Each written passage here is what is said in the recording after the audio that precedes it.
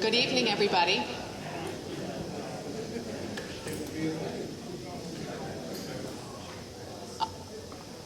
I want to welcome everybody to the May 28th meeting of the Nuclear Decommissioning Citizens Advisory Panel.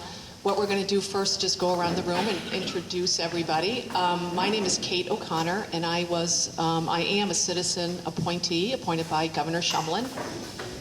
I don't know if Chris wants to start. Good evening, Chris Wanzer, Site Vice President of Vermont Yankee. Mike Toomey, I'm one of the designees from Entergy here at Vermont Yankee. I'll have mics.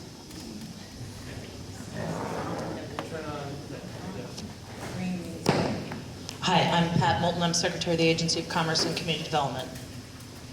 Hi, I'm David Mears. I'm the Commissioner of the Vermont Department of Environmental Conservation. And I wanted to take a moment to introduce someone who hasn't been to these meetings in the past, but the head of our Waste Management and Prevention Division is Chuck Schwer.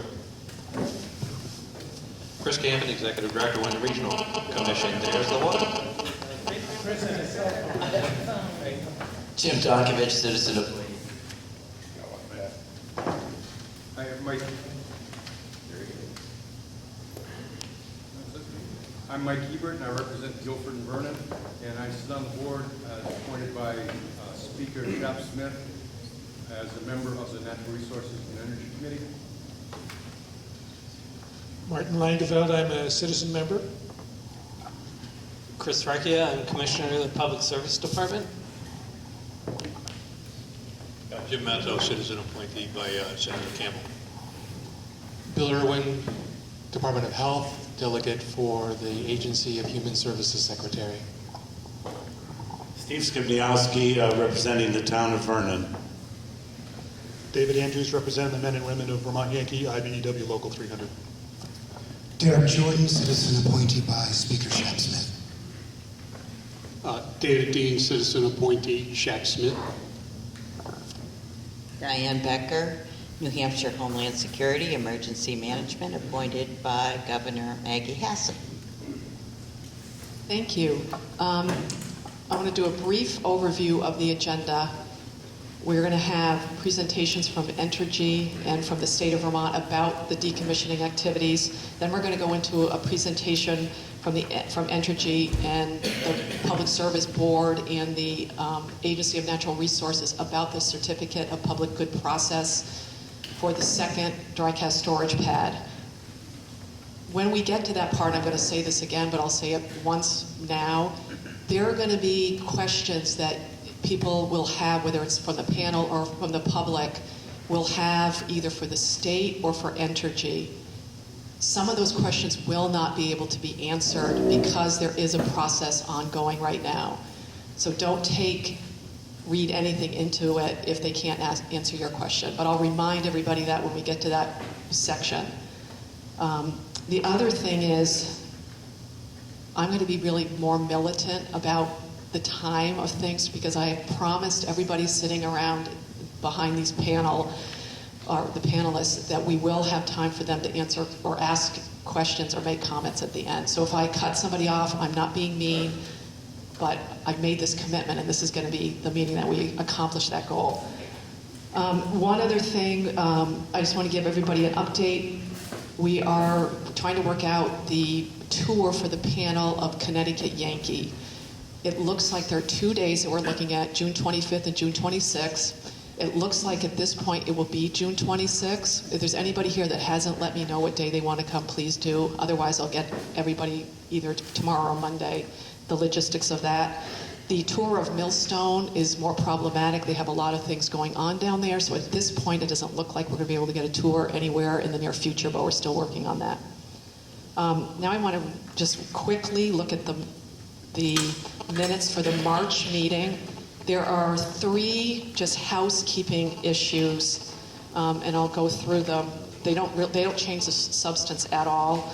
On page 1, line 30, it's instead of using for the teleconference GoToWebinar, we're changing it to gotomeeting.com. So that's a little change. Then on page 4, line 16, instead of saying for federal evaluation, it's supposed to say final NRC review. So the rubblized material is waiting for final NRC review. And this is under Tony's testimony, or Tony's report. Then on line 18, instead of observed, it's participated in. So it reads, Tony shadowed an NRC inspection of the spent fuel pool cooling system and participated in an emergency planning drill. So I don't know if anybody has any other changes or comments. Would anyone like to make a motion? I'll make a motion to approve the minutes. All those in favor? Aye. Anyone opposed? Abstain. Abstain? Yeah, David wasn't D. here. And Mike Hebert. Tony, is there anybody on the phone? The only person we have on the phone is Erica Orneman. She's the Chief of Staff for Department of the Emergency Management and Homeland Security. Great. Okay, now I guess we're ready to move on to the update on decommissioning activities, Entergy, and that's going to be Joe Lynch.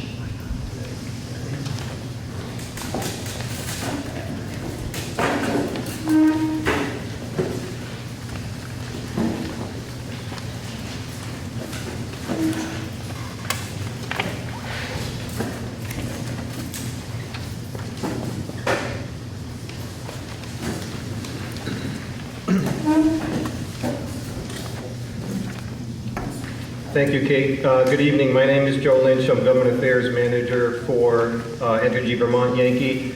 And as is typical of these meetings, I want to provide just a brief update on some of the activities that have occurred since the last NDCAP meeting. As far as physical decommissioning preparation activities, we continue with the draining and layup of certain systems in the plant. Currently, we're planned to lay up about 52 of the previously active systems at the plant. 22 of those are currently in progress, and 7 of those are complete. So what's involved here is either draining of these systems and or banning those systems because they'll be no longer needed as part of the decommissioning into the future operation of the plant.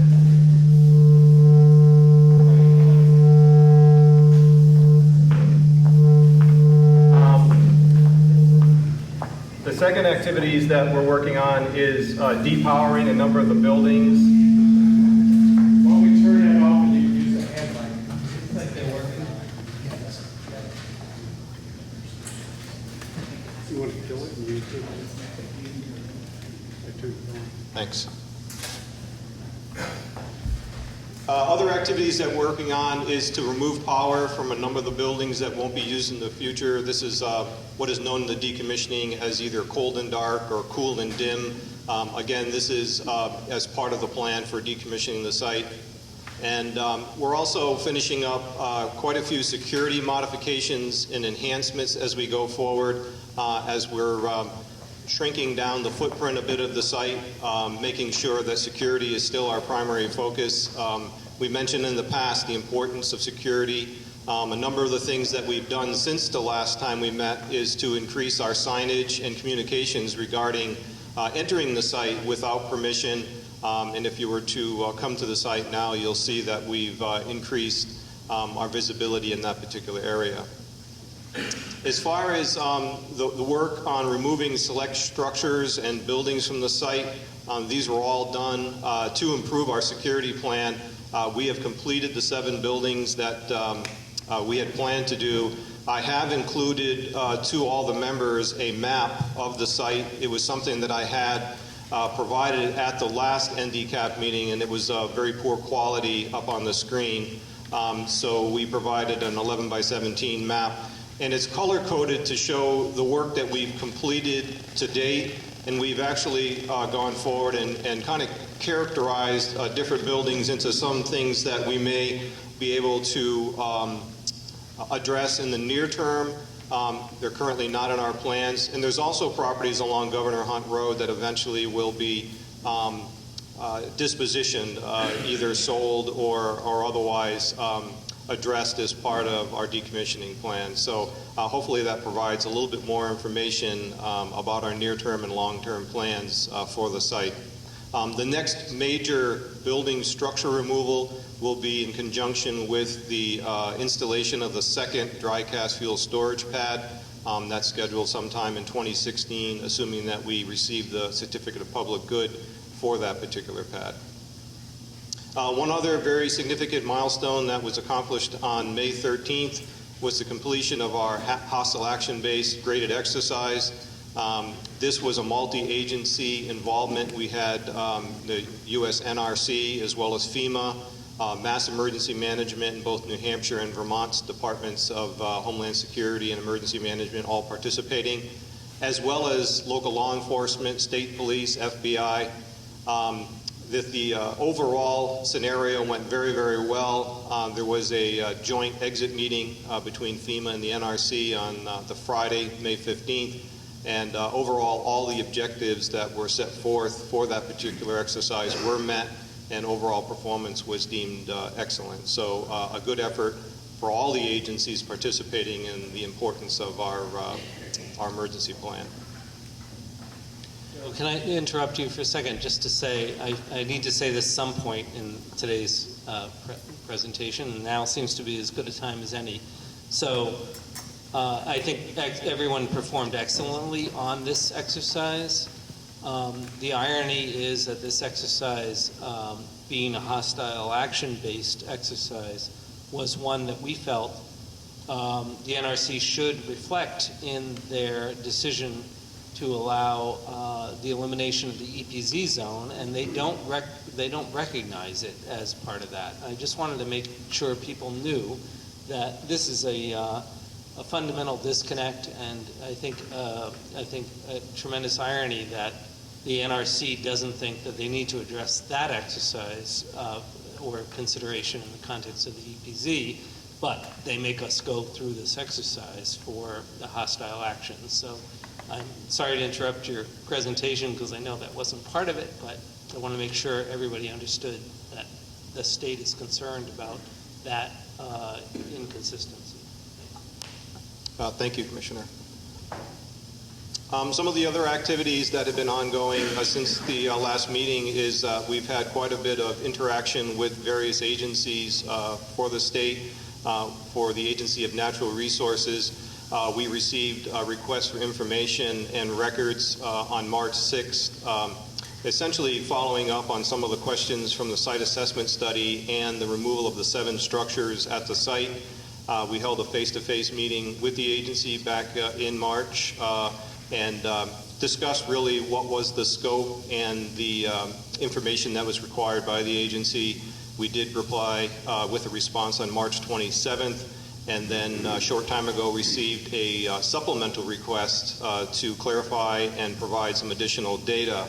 And we're in the process right now of providing that response and expect to have that out next week.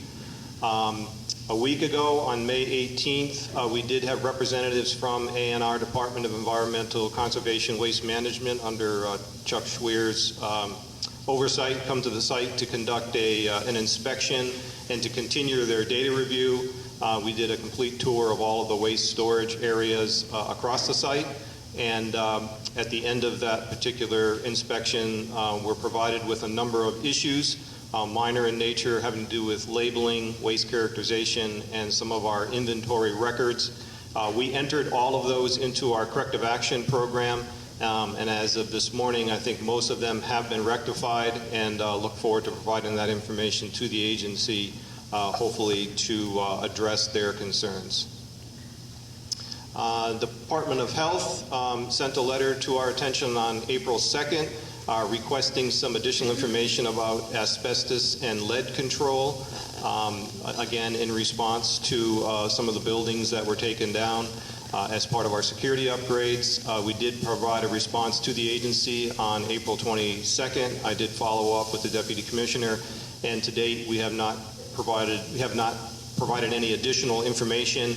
We requested a face-to-face meeting, but looking forward to hopefully closing out that particular activity. And I won't elaborate on this, but the Public Service Board, of course, is the subject of our CPG, and I'll talk more about that in a few minutes. But we did have a status conference on April 29th. We did receive the scheduling order on May 6th, and the next major milestone in that activity is the public hearing, which will be conducted on June 4th in Vernon at the Vernon Elementary School. As far as our commitment to open communication and transparency, we did host a decommissioning informational forum that was set up by Massachusetts Representative Paul Mark at Greenfield Community College. It was an opportunity for us to provide an update to the folks in Western Massachusetts and allow them to ask questions about the process and those issues that were a concern of them. And then we continue with tours at the site for some of our key stakeholders. Our emergency management department hosted a number of fire chiefs from Brattleboro, Vernon, Guilford, and Greenfield on May 21st. And we were honored with the presence of a couple of Windham County delegation. We had Representative Laura Sevilla, Senator Rebecca Ballant, and Representative Emily Long tour the plant on April 13th. A number of you might have noticed that we've expanded our communication through a cable network TV show, which we launched in April. It's called Safe Store Matters. We've had 2 episodes to date. The April episode provided a decommissioning overview of our plans and schedules going forward. And the most recent episode, which was released last week, featured information about emergency planning, both from our emergency planning manager, Mike McKinney, and the fire chief from Greenfield, Mr. Robert Strahan, took the opportunity to join us in providing some of his insights into emergency planning. And we'll continue to do those shows going forward on key topics involving the decommissioning of Vermont Yankee. And then finally, all information that is generated either through our activities, through this panel, or through the media are posted on our website, vydecommissioning.com. And I would encourage everybody to keep an eye on that because we update that as quickly as information comes in.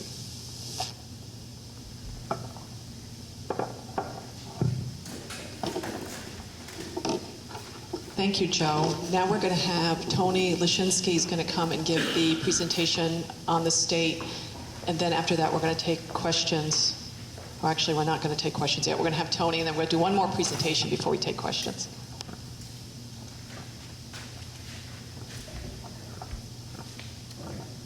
Okay. Oh, this is working. Okay.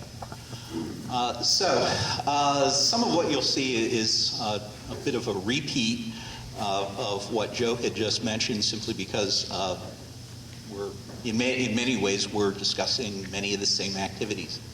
Entergy has involvement and the state has involvement. Initially, when I put this presentation together, I was told to do it from a public service department point of view. What we are going for here, okay, I did not advance that. Is that on, Joe, is that on automatic advance? Okay, never mind. Okay, I think I see what happened. But in any case, our major effort is to make certain that information is available to the panel, to the public, and concerns are represented. And this has gone wild on me.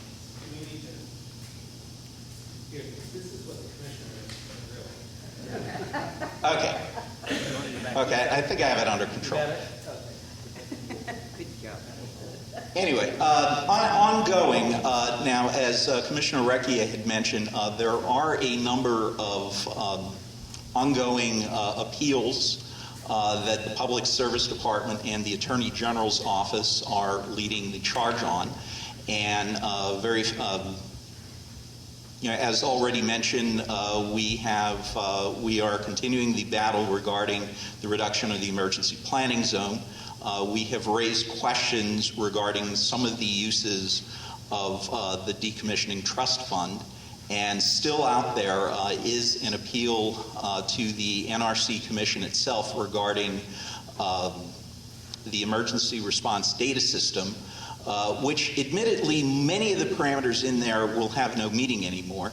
However, the state still uses and would still like to use the meteorological data that is there and the radiological monitoring information that is there. So we're really not done with those efforts. They will continue.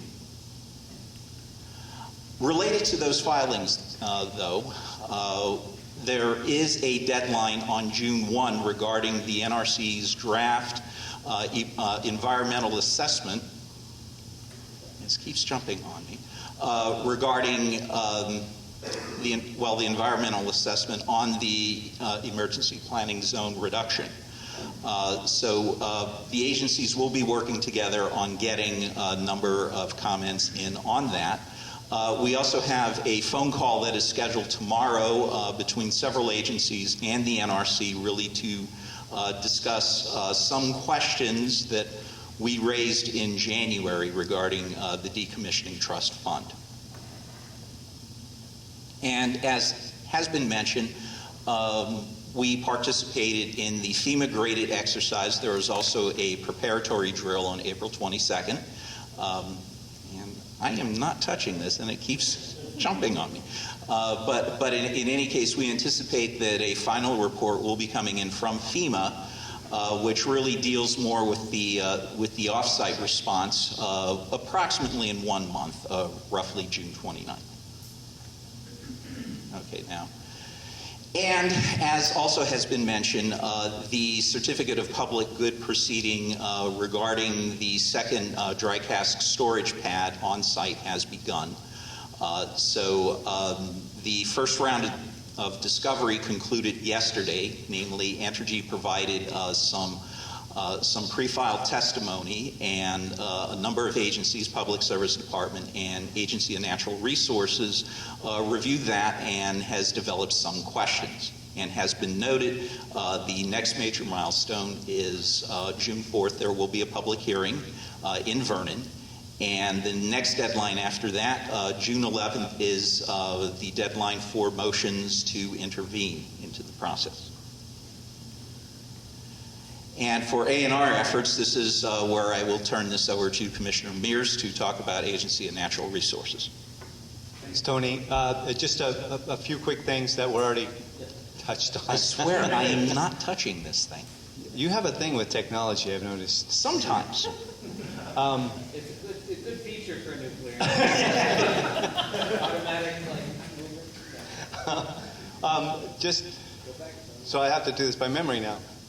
So we did request, as Joe mentioned, we did request some follow-up information with regard to what activities had already been performed. We deemed their response back in March inadequate, so we've asked for some additional information. We did do a site inspection, as Joe indicated. We did find some areas where there was some deficiencies. Some were minor, some were not. I'm not sure I agree with Joe's characterization of all the issues as minor. Some of the waste characterization and labeling issues are, from our perspective, important and significant. There's some areas of follow-up investigation which we want to engage in to get more information about the site. And there will be some records that will ultimately be public that will describe our concerns in writing, so folks will have a chance to look at that. Okay, and just to finish up, there are also a number of Citizens Advisory Panel support items. The biggest one, we did actually publish the annual report using the last few items that were changed at the March 26th meeting. One note, as we were publishing the report. As we were publishing the report, Catherine Morris and I realized that the text in one section actually referred to two figures, whereas the report itself only had one figure. Both figures were an overview of the plant site. The first figure identified areas of radiological contamination. The second figure identified non-radiological, in other words, industrial contaminations. After some discussion, we decided, well, let's put both figures in. They were both referenced from the same source, the site assessment study. So with that minor change, we did issue the report to the governor's office and the two energy committees within the legislature. And has been noted as well, we are pursuing tours. We likely have a date for the Connecticut Yankee spent fuel storage facilities tour. The tour with Millstone 1, we're looking to see about something, say, next year or maybe late this fall. But to get back to the last slide, just one thing that I would like to add. I do get a number of questions regarding the panel meetings, namely when the next one is the agenda available, is certain information from previous meetings available. Right now, the Public Service Department does have a website that puts what information we have regarding meetings available on that site, and the website is right there. So as I finish up, if there are any additional questions from the other agencies represented here, or additional comments, questions, feel free.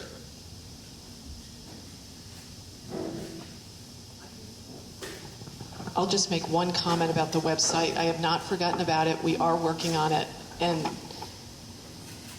we'll have one before the plant is decommissioned, I promise. Oh, thanks, Tony. Oh.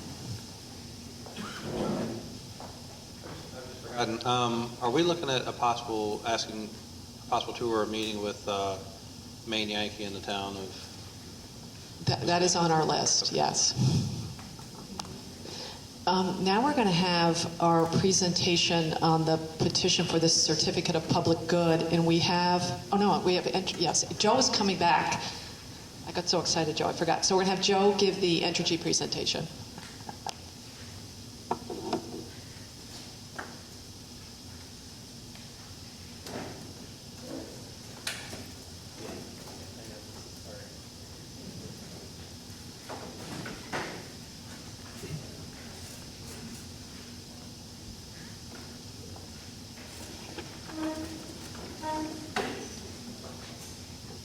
All right,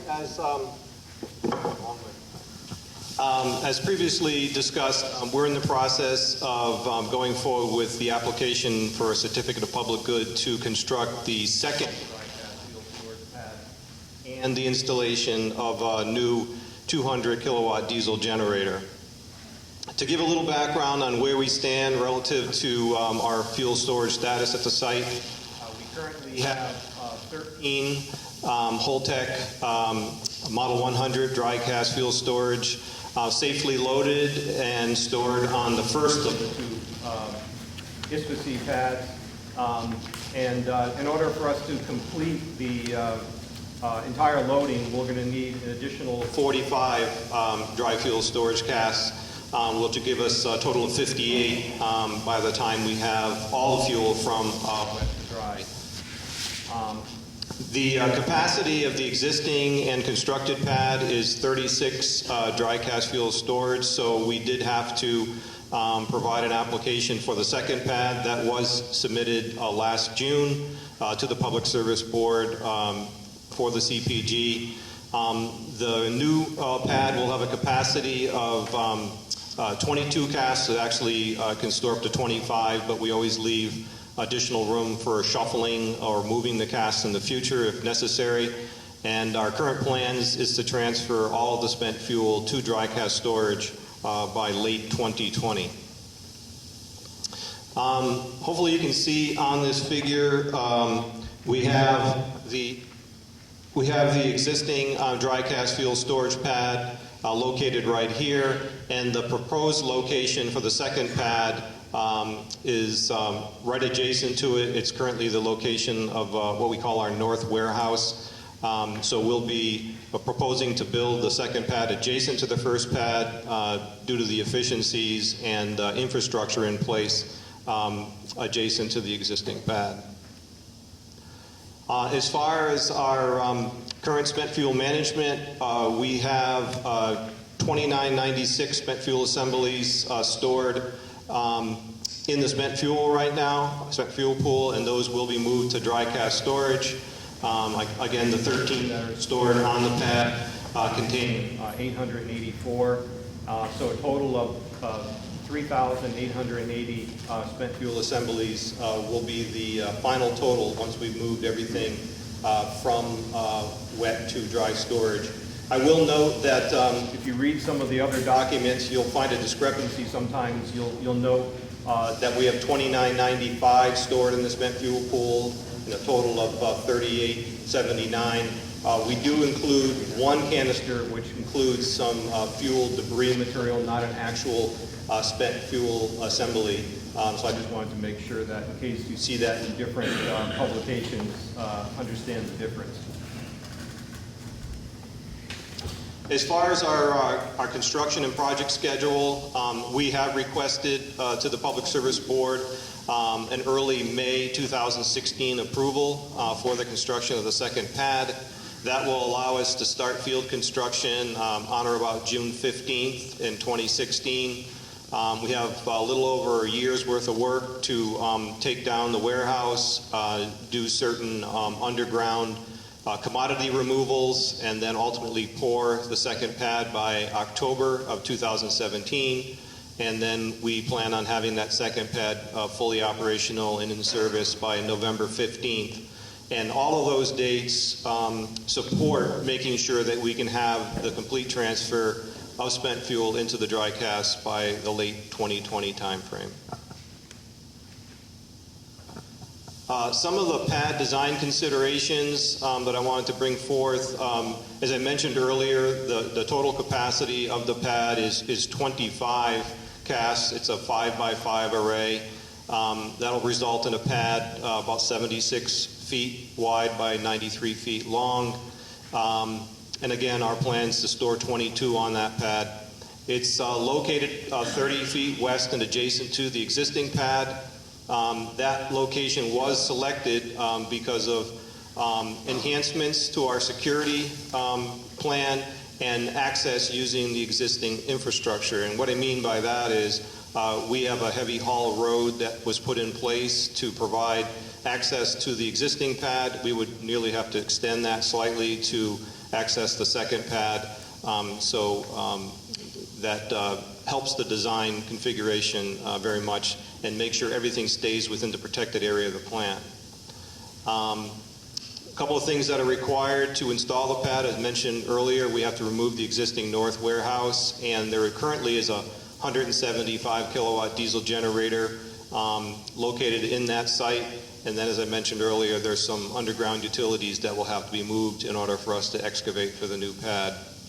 One of the reasons there was a delay in the time from when we applied for the Certificate of Public Good last year and finalizing our design was due to some soil analysis work. We have completed all that work, and the new location poses no concerns both for seismic issues or soil interaction issues. In designing the pad, we use the same design basis earthquake parameters as the first pad, and as well the existing design base flood elevations that were approved for the first pad.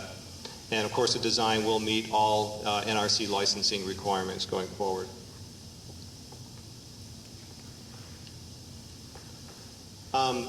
This drawing is just a close-up. Here's the existing pad. This is a photo back in 2008. It shows 5 casks. We currently have 13, as mentioned, and this is the location of the second pad currently occupied by the north warehouse. As far as what options we evaluated, as you know, from the last NDCAP meeting, Jay Tarzia presented a number of different designs that are out there.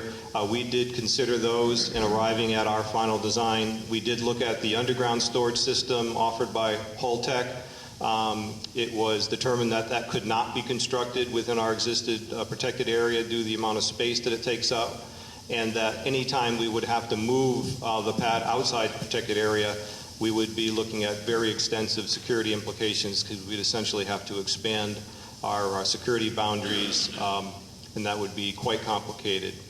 We also looked at other above-ground storage configurations and locations, and the best option for the project is to locate the pad adjacent to the existing pad. I mentioned that we're going to also have to upgrade our existing 175 kilowatt diesel generator to a new 200 kilowatt diesel generator. That would be located adjacent to the new pad. It would include a barrier wall design that addresses certain security requirements imposed by the NRC, and as well the location was selected to make sure it was oriented properly to address all NRC security requirements. So in summary, we're looking at a new 5x5 cast design located in the protected area, adjacent to the existing pad. It's optimum for all our design and regulatory compliance issues. Our detailed design is complete. We've done extensive soil analysis, concluding that there's no potential seismic issues associated with the new location. As mentioned earlier by Tony, we did provide our supplementary testimony back on May 11th to the Public Service Board. Again, our schedule is to have the CPG by May of 2016 to support our current construction schedule and then ultimately our loading schedule. And then at this point, construction of the new pad would be required to be complete by the November 2017 to make sure that we can meet that 2020 date. And the cost of extending beyond that 2020 date is conservatively estimated about $1.7 million per month of costs associated with not being able to go forward with that plan.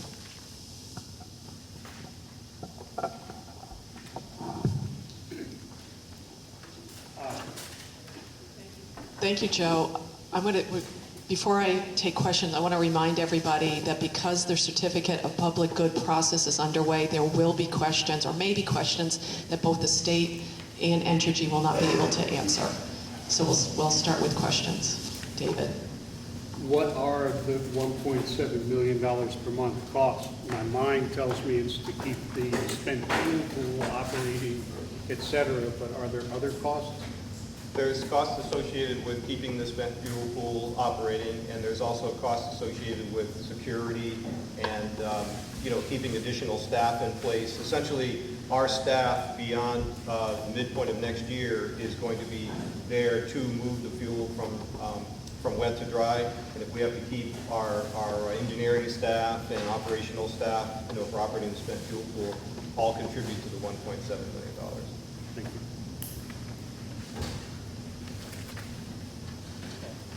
Joe, I wanted to ask about the rad waste storage building that will be removed for the siting of the second ISFC.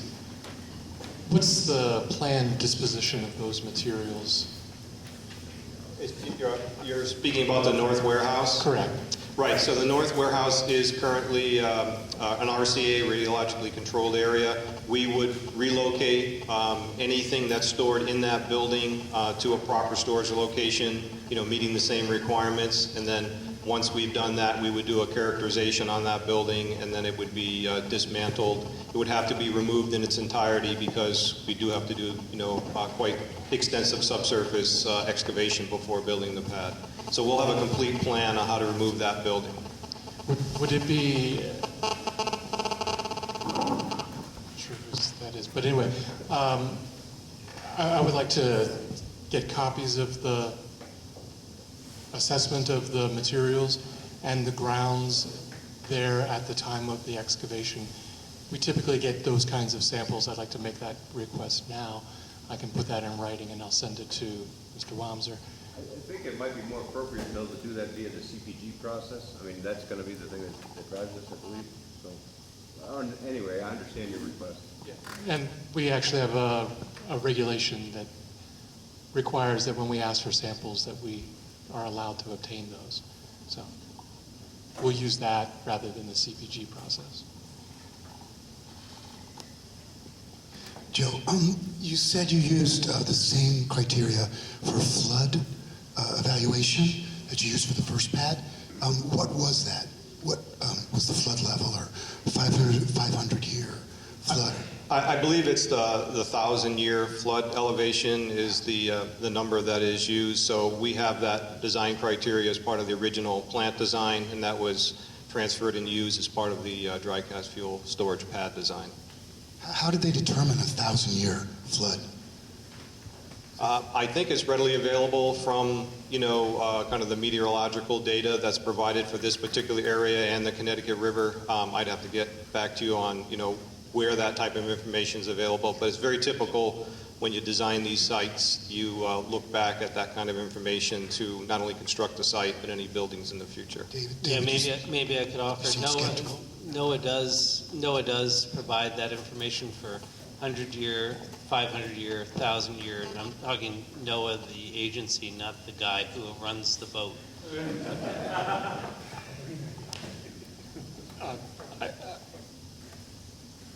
If I might, I have for years now said that a 1,000-year flood line is a figment of someone's imagination, but they were willing to sign their name to it, and that has given it some kind of credence.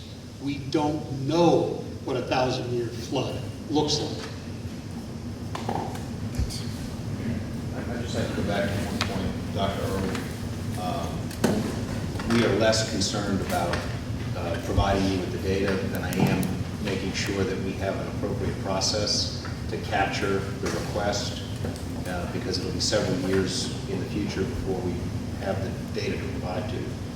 Because I believe you're asking about the characterization we want to do at some point in the future. So I think we need to have a letter from the Department of Health submitted so that we can have it in the file, have somebody with a process to address it and respond to it. I don't think this forum is the right place to have requests for information, because I think I'm worried about somebody capturing that request and acting on it. So we'll evaluate your request, but if you could submit that in writing, that would be the preferred course. As I mentioned, I will put that in writing, but I also want to make it public because I think that that's useful. That's fine.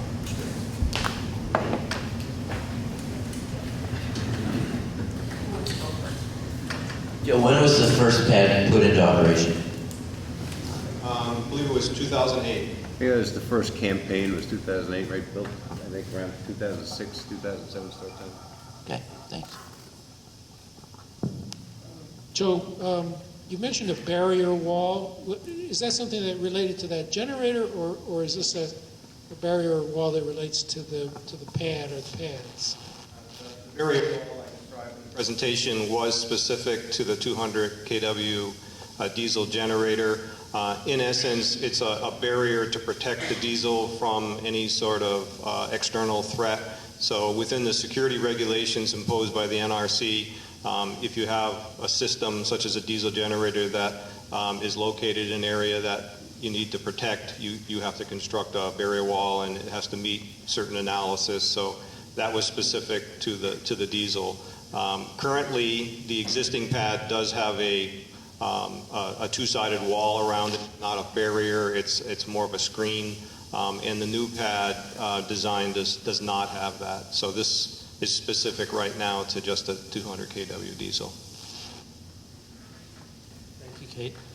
So, Joe, I'm not asking a question I know the answer to. So I'm asking, do you know the NRC and/or Homeland Security were going to establish new distances for dry cask storage protection areas? Do you know what those are yet? And if so, has the application before the Public Service Board reflected those? I don't know the answer to that. Okay, so right now we're dealing with the old, whatever the existing standards are, and at least the existing standards. I'd have to look into whether or not we're aware of any changes, but anything in the way of changes to our security plan through the NRC requires us to update our overall site security plan. Yeah. So if it's something that impacts something like the dry cask fuel storage, I'm sure we're aware of it or will be aware of it, and if there's any design changes with the location of the pad, it would be factored in. Okay, thank you. Joe, do you know, or maybe the department does, can panel members attend the site visit on June 4th with the PSP? I don't know whether the Public Service Board Certificate of Public Good process allows members of the public. We did put forth that information to the board. We did request that anybody who was a party to the hearing and wanted a site tour to please let us know by today so that we can have the proper amount of time to process people, because there are those who are required members, and then there's others, but that was noticed by the PSB, and I have received some requests to date. Oh, okay. Yeah, I saw the notice for the hearing, but I didn't see a notice for people attending the site visit. Okay, guess I missed it. I have a semi-related question about the trust fund, but can I ask that now? And that is from a discussion some of us recently had. I'd like to know if Entergy has used any decommissioning trust fund monies to pay taxes to the state or the town, or if there is any plan to do that. This is an issue that the Department of Public Service and the state has sent a letter to the NRC about. I will say this, we have not yet taken any money out of the trust fund for property taxes. The way the trust fund works, it's reimbursement, so we have to actually spend the money first on whatever the category of expenses is, and then go to the trust and take the money back to pay ourselves back. We do believe that property taxes are an appropriate item to be recovered from the trust fund, but we have not done that yet. Okay. And I would just like to note that the reason I raised that is that we all received a memo from Tony a while back saying that it was not allowed, that the Mellon Bank allowed it to happen, but it was due to a lack of oversight by the NRC or someone. It just happened. We did hear a response to a question at the PSTAR hearing that it was not allowed. But the most recent informal information I had was that the NRC has thought it over and now probably won't object, which I find to be a very troubling way to make a decision. I probably don't understand it. I hope I don't. If I do, I think it's pretty bad. Well, I will say this. I don't know what the basis for the memo was on that point. I do know that some state folks have expressed that point of view. We don't agree with that point of view. We don't think it's correct. We don't think that there was any oversight, any failure of oversight by Bank of Mellon, because we have not yet requested recovery of property taxes from any of the trust disbursements. We do believe we can do that, and in fact that would be fully consistent with not only NRC practices, but as a matter of fact, when the trust was established and the funds were collected from customers of the Vermont utilities, in the filings that were submitted to support that, the Vermont utilities at the time who were doing the collecting listed the various categories for which those trust fund monies would be used in the future, and it did include property taxes specifically. So, and that goes back to at least 1994. I'm sure there'll be a lot more on that. We're just not going to read it. That's fine. Yeah, maybe Jim's point is the best, which is there'll be a lot more on this thing. Let's stop there. I think it's a topic for a future meeting. It's on the big list. Derek, did you have one last question? Yeah, Joe, going back to something you said about the current barrier around the dry cask pad. Now, I think the public and the panel should know that it's a wooden fence we're talking about right now that is protection. Really just affords a protection, line of sight, screening for that. A lot of people have suggested that in the interest of long-term, protection, that a earth berm terrorism or something. And I'm suggesting that maybe just to do it on the north side and the river side, the western side, the eastern side, would be enough in terms of cost and efficiency for that protection. Is that part of the CPG process, talking about that kind of protection? Well, I think in a future presentation, some of the attributes that go into the issuance of the certificate of public good will be covered by Mr. Kisicki. But as far as NRC design or safety design of the dry cast fuel storage, an additional berm or barrier is not required. So I think, as you mentioned, the one that's there right now is more of an aesthetic shield type mechanism, but there's nothing in our current design for an additional berm. That leads us right into our next presentation. Thank you, Joe. Next, we're going to have Aaron Kisicki, an attorney with the Public Service Board, but he's going to give his resume, so if I get it wrong. Department. The Department of Public Service.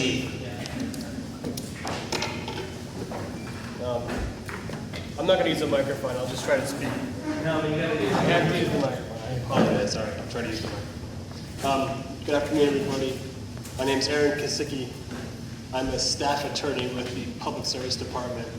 We represent the public interest before the Public Service Board. We're a statutory party to every proceeding before the Public Service Board. For those of you that don't know what the Public Service Board is, just a quick primer.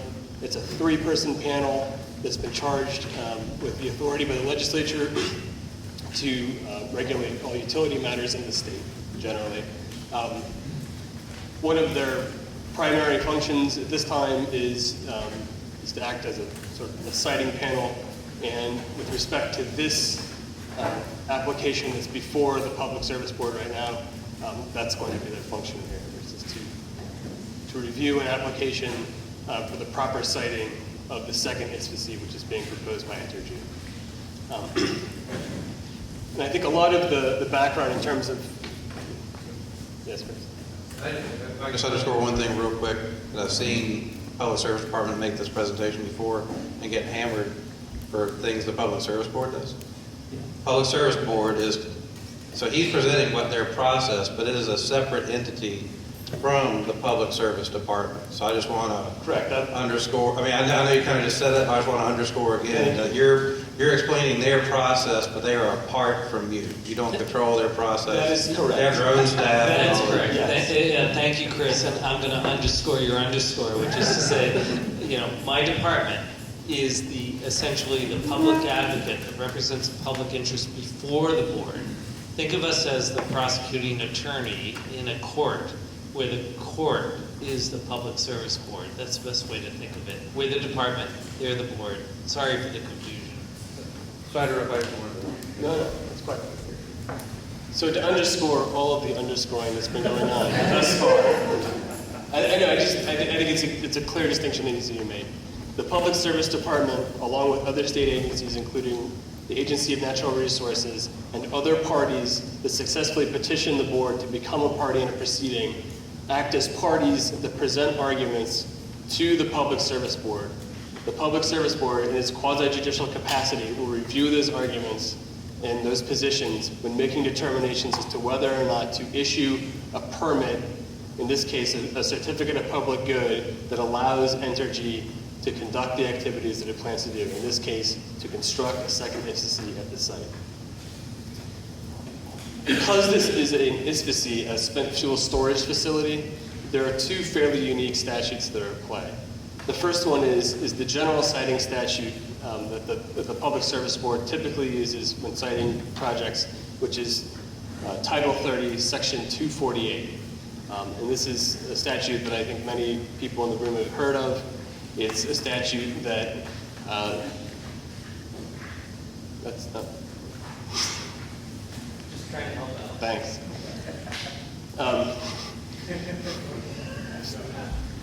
Section 248 is the general siting statute that applies to the construction of electric generation facilities and transmission facilities in the state. It extends from construction of a baseload power generating plants such as Vermont Yankee, all the way down to a 501 kilowatt solar facility. There's also a second statute at play here, which was passed in 2005, Title 10, Section 6522, which is a statute that's directly geared towards the requirements for construction of an ISFC site. No, I'm good. But tell me when you want me to move the slide. Oh, no, I've got the remote. I wasn't ready. Is that working? Because Yeah. you didn't, okay. I wasn't ready to do this.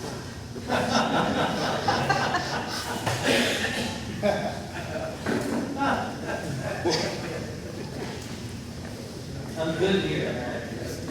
Thank you. Right.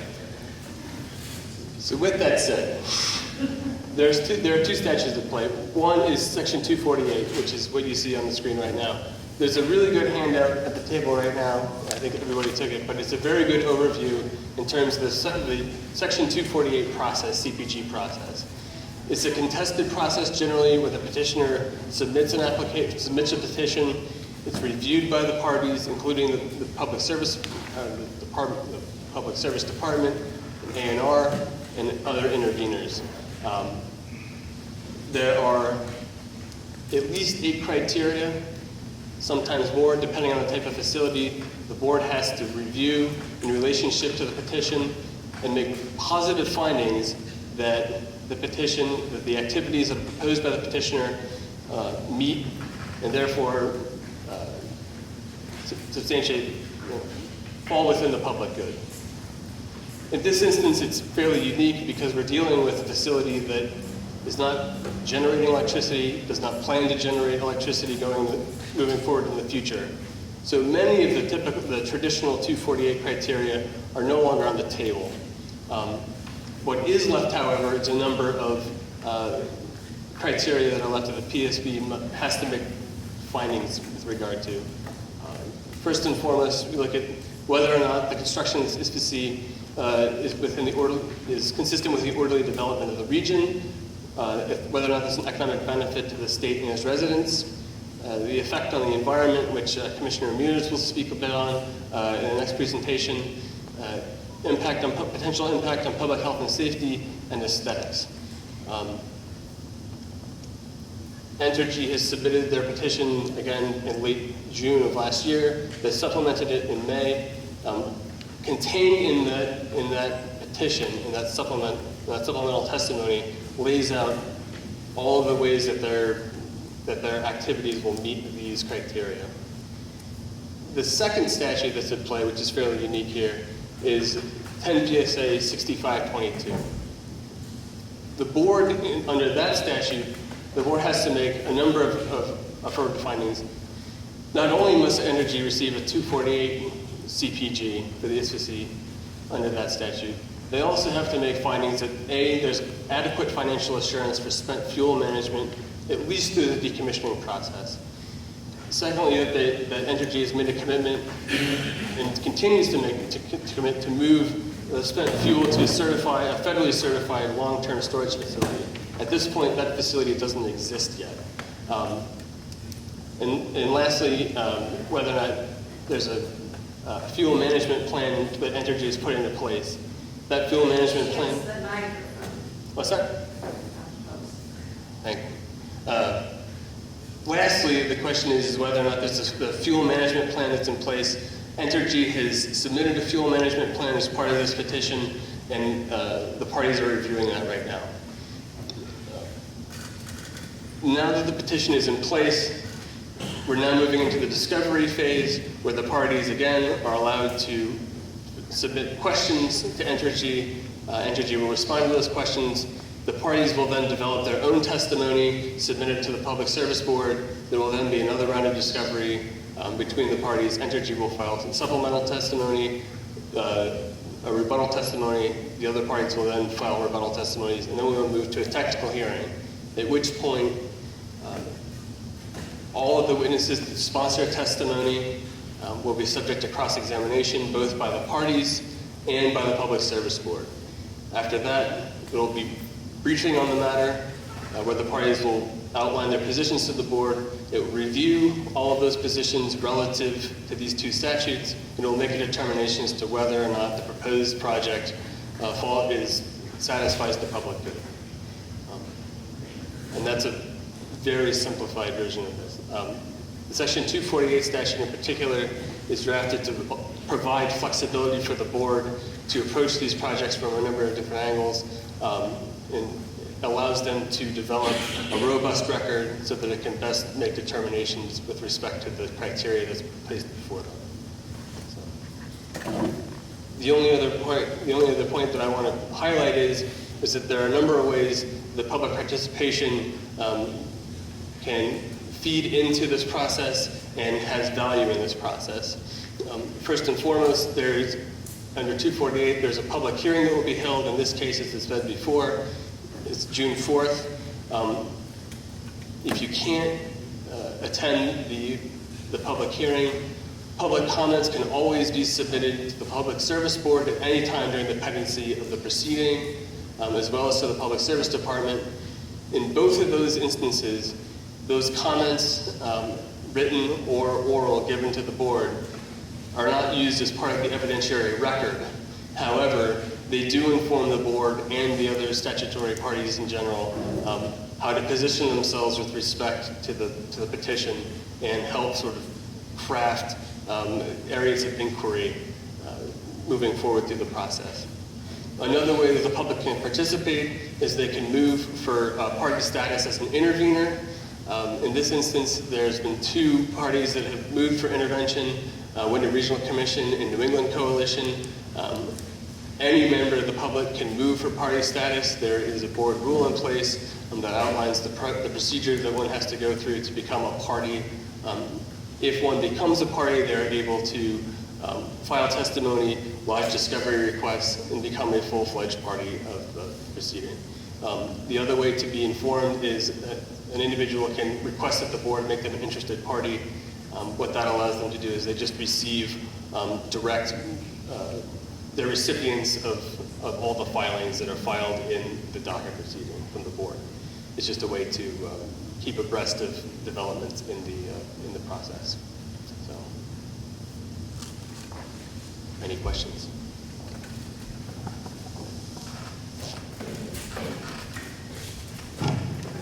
I'm sure there'll be some later. I think David Mears is now going to make a presentation on behalf of the Agency of Natural Resources. But I'm going to say one thing before you do, and if I get this wrong, someone can correct me. The reason A&R is giving a presentation tonight instead of the Health Department or another PAD or another state agency is that there are two parties who are automatic parties, two entities who are automatic parties to the case. That's the Public Service Department and the Agency of Natural Resources. So that's why we're hearing from those entities tonight. Thank you, Kate. And thanks, Aaron, for setting the stage for this discussion. As a statutory party, our agency is required to engage in providing evidence and recommendations with regard to the natural resource issues. And the board doesn't necessarily have to accept our recommendations, but they typically do. And we also have independent permitting authorities over some aspects of this facility. So I'll get into those. But with regard to the Section 248 process before the Public Service Board, the standard that is relevant to the work of the Agency of Natural Resources is Section B5 if folks are wanting to track the statute. But the standard in narrative form is essentially that the board has to find that the project will not have an undue adverse effect on the natural environment, the use of natural resources, with consideration given to a variety of criteria, including consideration of greenhouse gas impacts. So it's an undue adverse effect on the natural environment and the use of natural resources. And typically what we rely on are the standards that we have in place through our various regulatory programs that are in place for issues like stormwater. And I'll describe some of those in just a moment. So as Aaron described, we'll be participating, in the discovery and the briefing process, as well as kind of presenting witnesses and cross-examining other witnesses. So far in terms of the process to date, we're still right in the thick of that, so I won't be able to present you with any conclusions with regard to what our findings have been because we haven't yet made them. We're still in the investigation stage of this process. We've sent some questions to Entergy. Joe described some of those earlier, such as related to soil stability and other issues. We'll be examining that information and then participating in the hearing where we have additional information that we want to get out of the various parties, including Entergy. So with that, some of the kinds of categories of issues that are important to us, we'll be looking at, as has already been described, the river corridor issues, that is the issues related to any flood hazards or river corridor issues that may arise. River corridor being a term reflecting the floodplains we typically think of in terms of what are the inundation risks. If the river rises up, what are the likelihood of inundation occurring that would cause any damage or risks to the pad or to public health and the environment. River corridors reference more to the risks of erosion, and as we all saw post the 2011 tropical storm Irene, one of the things that we are concerned about increasingly in light of climate change and changes in the way that precipitation patterns have been playing out is to pay attention to whether or not our rivers and streams jump their banks and cause erosion issues. So those are two significant issues that we'll be looking at and providing comments on or recommendations to the board on. Another category also, I think, referenced in the previous discussion with Joe relates to the removal of the North Warehouse building, which may present a set of issues around solid waste removal in terms of the actual materials and disposition of the materials, where they go, whether there's any potential reuse of some of those building materials, as well as hazardous waste issues that may be associated with those, the non-radiological waste materials that may be associated with it. And I assume the health department will have issues around asbestos and lead and the things under their jurisdiction related to any building demolition that happens. There's an issue with regard to stormwater in that any time that you're creating this much impervious surface, there's a set of questions about whether you put in place sufficient provisions to make sure that any stormwater is captured, treated, and managed in a way that protects water quality. And for each of those areas, for the river corridor and floodplain issues, for the solid waste or hazardous waste issues, and for stormwater, there are likely to be some other additional regulatory decisions or permits required in addition to whatever decision the Public Service Board makes.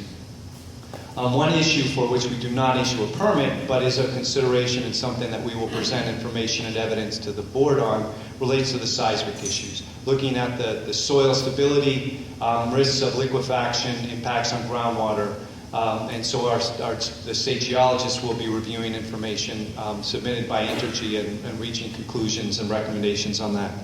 So that's roughly the set of issues that we're concerned about and presenting evidence on. As I said, we're still in the process of investigation and discovery. There may be additional issues that I haven't touched on, but these are the ones that we're focused on at the moment and are most likely to come up in the proceeding.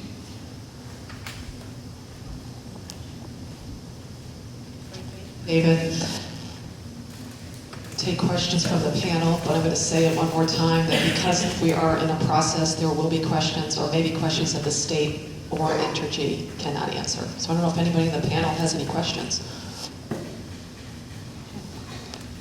As somebody who's totally not familiar with certificates of public good, I find it hard to believe that this takes a year. I don't know who can address that. What are some of the things that causes this to take a year?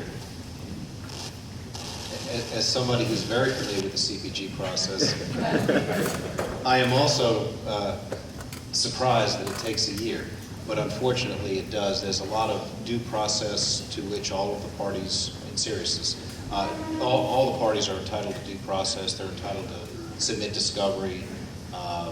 We submit testimony from various Entergy people in support of the application, and then the other parties are entitled to submit evidence in support of whatever their point of view is.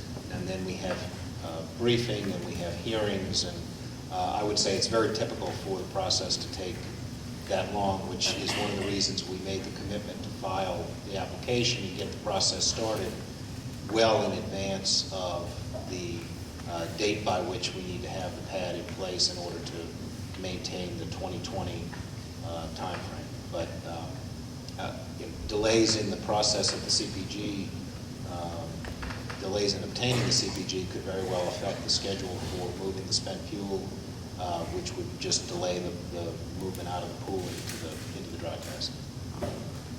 Aaron might have something. Sure. I just wanted to say that Mr. Toomey's right. A 9-month to a year schedule is not atypical in a CPG process. Usually the main driver for that timeline is the discovery schedule, especially when the board, typically either the case will be handled by the board itself, the three-member panel, or it'll be given to a hearing officer to handle.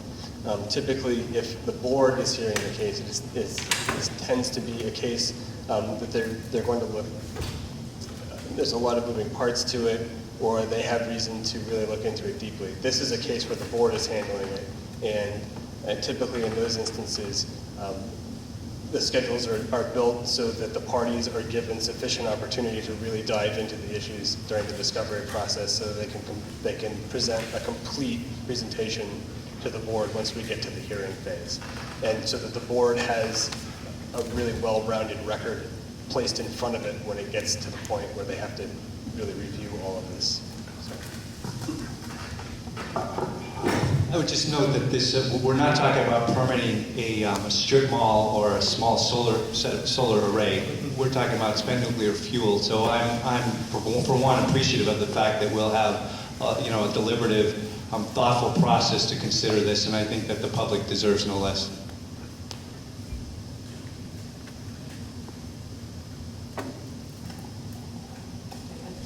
Having been involved with the CBG process several times over the years, and being a non-governmental organization, sans lawyer, and doing things pro se, that time is necessary.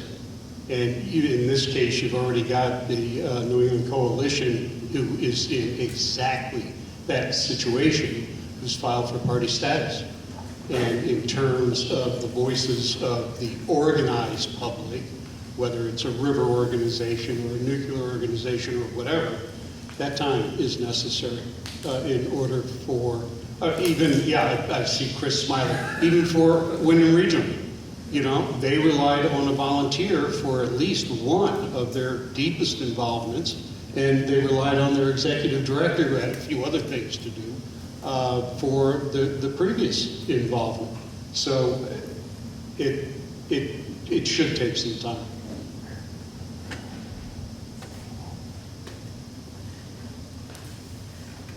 Other questions or comments from the panel? Okay, Chris Campney is up next, and you have, the Wyndham Regional Commission has applied, or whatever the word is, for intervenor status, but you have not received it yet, that's correct? So I think it's not till June, correct? I'm trying. Aaron, do you know if we? I don't guess they've declared formal party status Right. for anybody. I thought I saw in the presentation the deadline was June 11th. Yeah, and that's really what I want. On me, because now I have to figure out what we're doing. I just want to set the stage so people know what you're doing and what your status is. And I didn't want to make this so much about Wyndham Regional Commission, as just really kind of reiterating some of what Aaron just said, which is Wyndham Regional Commission, the only two automatic party statuses are the two agencies, the Public Service Department and A&R. Everybody else has to petition for party status. And I think sometimes towns get confused within the Section 248 process because you get notices, and I think sometimes towns feel like because they've received notice, they're parties, but you're not until you petition and then get accepted.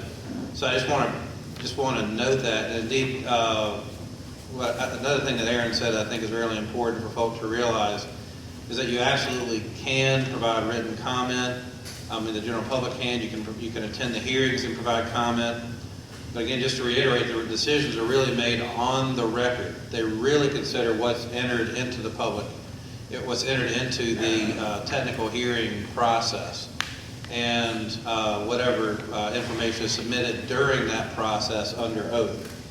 Now, I want to just underscore this because this makes Section 248 much more formal and, frankly, much more difficult to participate in relative to, say, an Act 250 process. And so it sounds like, Connecticut River Watershed Council is going to consider whether or not they want to become a party based on what David just said. I don't know if Vernon has considered it. I don't know about abutting towns like Brattleboro if they've considered it. But now is the time if you want to really actively participate. And I don't make that suggestion lightly either, but now is the time to figure that out. I know during the last docket, I guess it was 7862, I think Vernon petitioned fairly late in the process to intervene, and it was granted. But that's not guaranteed that the Public Service Board is going to grant that. So I guess I just wanted to make the point that if you're a stakeholder, if you're interested, this is a very formal process. Understand what you're getting into. We represent Wyndham Regional Commission. Frankly, we can't afford legal counsel. We represent ourselves, again, pro se. It'll be me. We'll probably have limited participation in this docket. We've always relied heavily upon volunteers to help us participate. And just, again, I just want to kind of reiterate how this whole process works, because I don't know if there's going to be more interest in this docket or less relative to the other CPGs, but, and frankly, everything I've just said here, this applies to solar arrays, wind towers, anything. So this is not unique to an ISFAC. And yeah, just the PSB is a different animal if you haven't played in this game, in the sandbox before.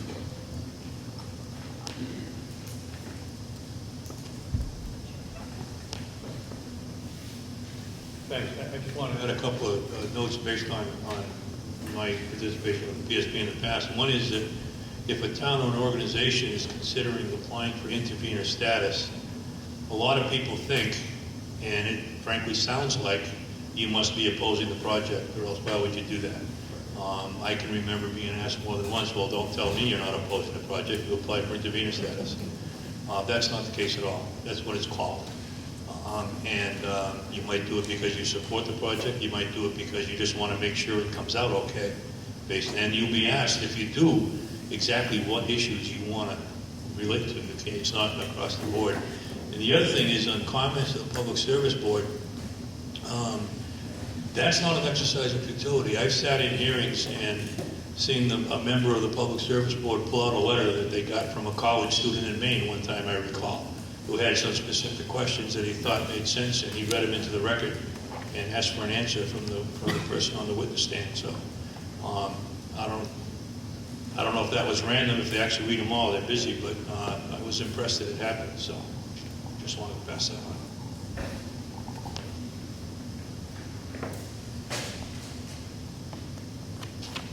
Panel, have any questions or comments? Okay, we're going to move to the public. I want you to note that we're an hour ahead of schedule, so I get huge points. Yeah, we don't have to go right from that. Yeah, right till. What I would ask is that when you get up to make a comment or ask a question, that you give your name and the town that you are from, so we can keep it in the minutes and not have to refer to you as the person in the green shirt. I would also just remind everybody, when you're asking a question, you may ask a question that the state or Entergy cannot answer because the certificate of public good process is underway. So with that, I think we have our first. Guy Page with the Vermont Energy Partnership. I live in Barrie. Our office is in Montpelier. I wrote down my question here just in the interest of being as concise as I can. Am I correct in understanding that the Department of Public Service is seeking second pad CPG bill back, not only for traditional expenses such as consultants and fees, but also for staff time? If so, why and what is the estimated cost. Reason I'm asking is not only about potential growth in the trust fund, potential impact for trust fund growth and what that might mean for the project, but also for the apparent precedent this would set for future energy projects of CBGs statewide. For example, can developers of, say, the Wyndham Wind Project, or Rutland Gas Plant, Big Biomass Project, any 500K plus solar project, can they also expect staff build-back? Commissioner Mears, I would also ask you for some hydro relicensing, which I realize is not 248, could they also expect staff build-backs? From the energy developer's point of view, as well as I would imagine VWise and people who want to see a prompt decommissioning, I can see how in a number of ways it might be discouraging to have to pay more CBG application expenses. To use Commissioner Recchia's analogy, the defendant in the energy court is paying the salary of the prosecuting attorney. So anyway, a long question, but thank you.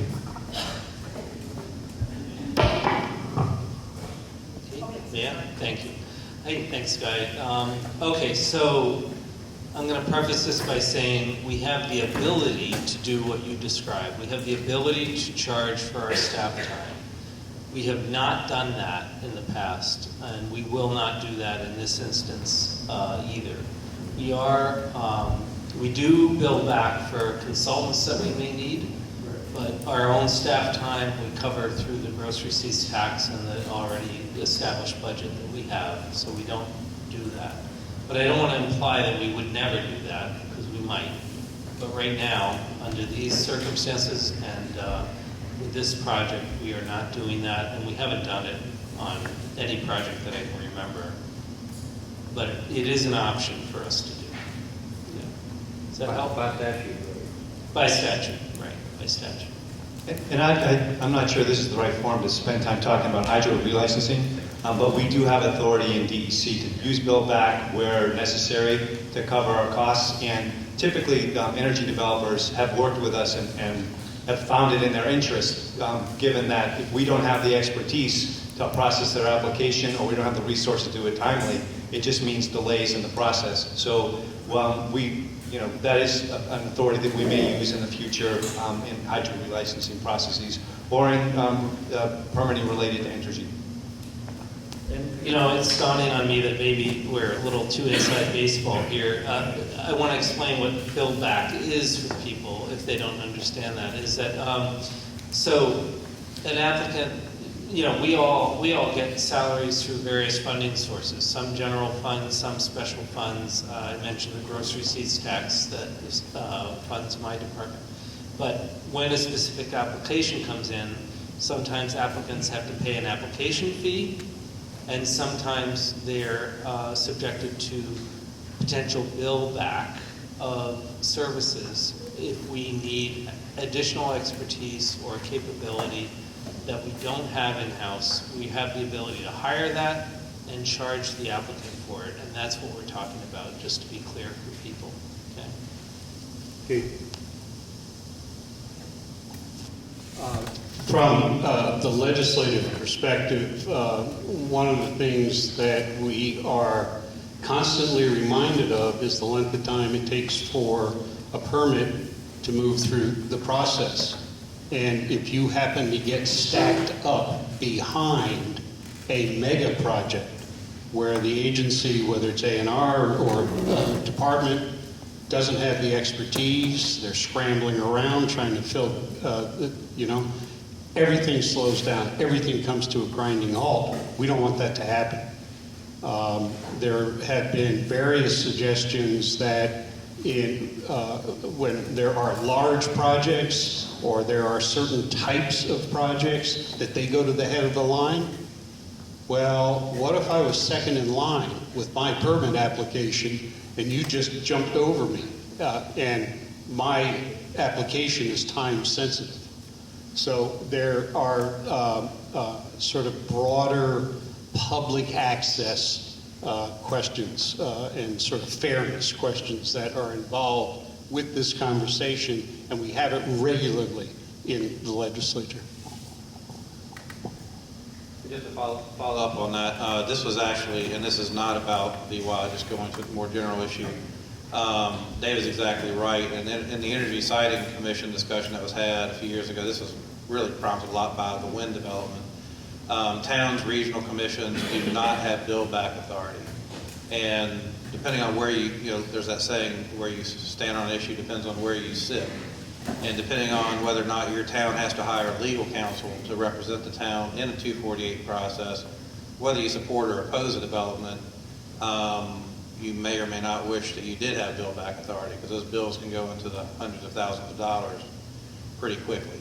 So it's not an issue to be taken lightly. There are different philosophical positions on externalization of permitting costs and that kind of thing, but it's a debate that I'm sure that this year in the siting discussion it came up. It must have come up again, but it's a perennial issue.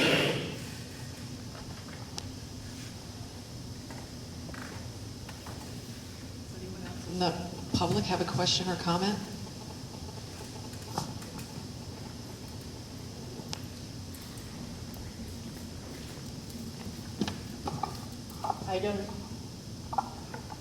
I mean, I can talk really loudly, but I guess You want that, so I'll surrender to it. So my name's Deb Katz. I'm with the Citizens Awareness Network. We've actually been involved both as interveners and pro se litigants in the decommissioning of Yankee Row and the Connecticut Yankee reactor. We've also won lawsuits against the NRC in terms of the illegal decommissioning of Yankee Row. So we've gone around this process a bunch, and we have a number of concerns in this. I bet it won't come as a surprise to Entergy, but we feel that this is a really dangerous precedent for Entergy to be using the money for radiological cleanup that the decommissioning fund holds to, in fact, use it to pay the taxes. Or for other things. Even the issue of the high-level waste is precedent-setting. The decommissioning fund, according to the NRC, is for radiological cleanup, and paying taxes doesn't seem to be justified under that unless Entergy is saying that if they don't pay their taxes, they might go bankrupt, and so then the site will be left abandoned in some way. Also, when Entergy bought the plant, in the Memorandum of Understanding, its parent corporation, also called Entergy, said that it would be basically responsible for any shortfalls. It, in fact, put basically a line of credit or some other instrument in place. Well, the taxes, if Entergy doesn't have the money for them, is a shortfall that Entergy's parent company should, in fact, pay for, rather than the decommissioning fund, which is the money that has accrued from ratepayers. In the state of Vermont, the state of Massachusetts, and other New England states, over time, it is not Entergy's money, and it shouldn't be used that way. That's one point. Another point is we are still really concerned about the issue of the children in the school, the elementary school and preschool in Vermont, and for that matter, the kids across the river in New Hampshire who could potentially be in school during the time of the transfer of the fuel. The NRC has itself acknowledged that this is a risky process to move the fuel. And you're talking about, just in terms, I think, of the cesium, it's something like 30 million curies of high-level waste you have to move out of a pool that's 7 stories in the air into dry cask storage. This is no small potato. This is a really big deal. It would be reasonable for those kids during the time and working out a schedule with Entergy where either the kids are not in school or they just are in another school during that time to acknowledge that this isn't just like cleaning up a shoe factory or moving boxes around, that we're talking about the most contaminated and dangerous toxic element on the planet, or maybe we could argue about that or not. But it is certainly serious in terms of it.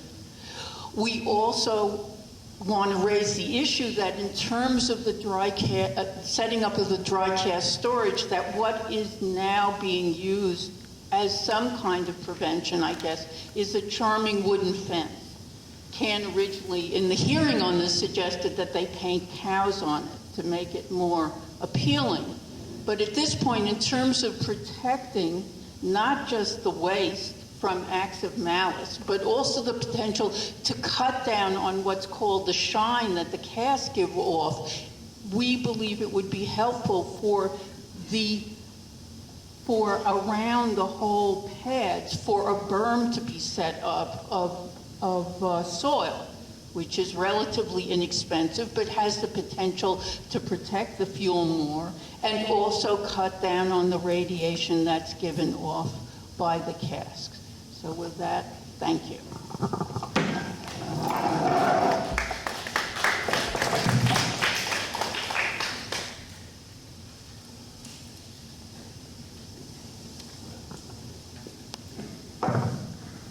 Test 1, 2.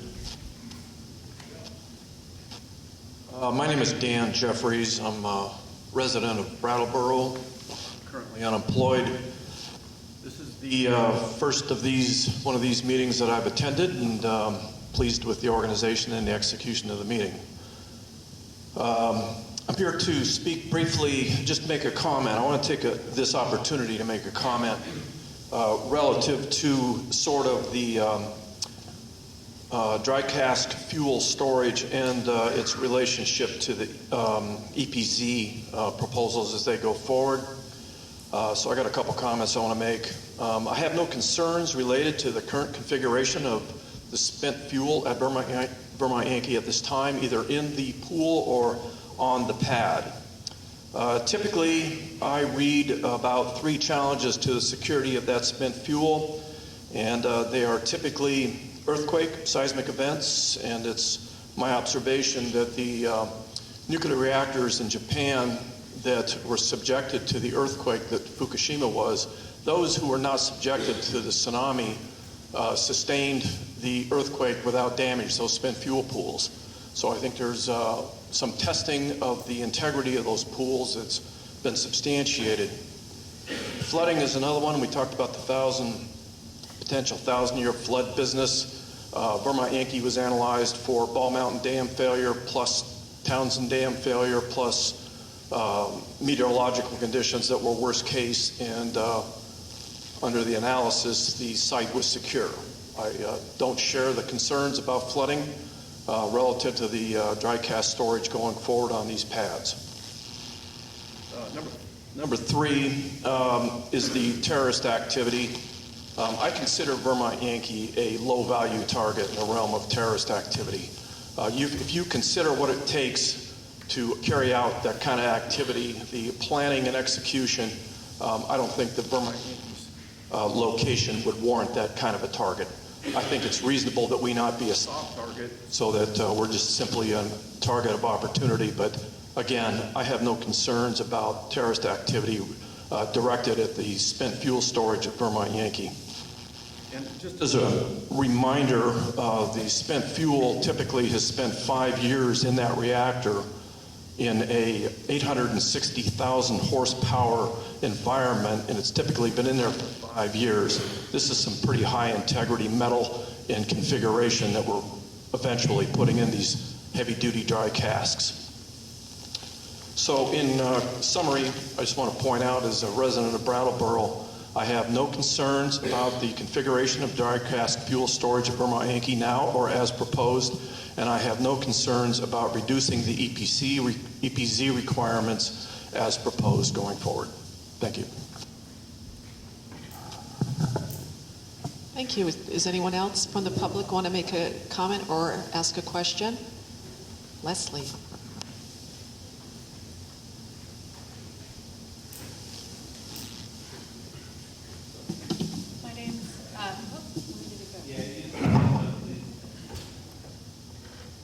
My name's Leslie Sullivan Sachs. I live in Brattleboro, and I'm with the Safe and Green campaign.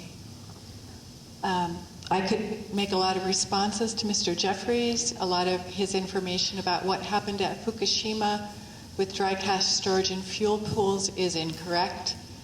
Their dry cask storage was actually in buildings. And one of our concerns with the diesel generator is that the reason why we had 3 or 4 meltdowns at Fukushima is because those diesel generators were destroyed. They didn't have off-site power for a long enough period of time. But that's not what I wanted to talk to you about, because you can all read about Fukushima yourselves. Before I came down here, I worked at Vermont Law School for 25 years, so I watched the progression of Vermont Yankee through the eyes of the law faculty and the students there. For those of you who aren't familiar with the Public Service Board process, Entergy has been before the Public Service Board 5 times now, I believe. And many times in the past, representing citizens have also been the Vermont Natural Resources Council and the Conservation Law Foundation. It doesn't appear that they'll be joining us this time. So the remarks that Chris made, and on behalf of the New England Coalition, the pro se representation without having attorneys from outside groups is a big challenge. So they really deserve all of our support. Also, what has been said previously, that the Public Service Board does read public comments. You don't have to limit yourself to one public comment. You can follow along as things unfold and comment on pieces or parts as you go along.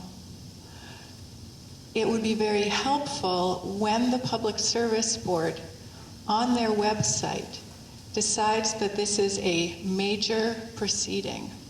When they do that, Docket 8300 will then have its own page, and every single thing about the docket will be posted there. Until that time, the only place I have found information posted is on the VY Decommissioning site. Until that time, it would be helpful if the Department of Public Service would post their materials as they, from last June, and any materials going forward to the NDCAP site or that's on the DPS website.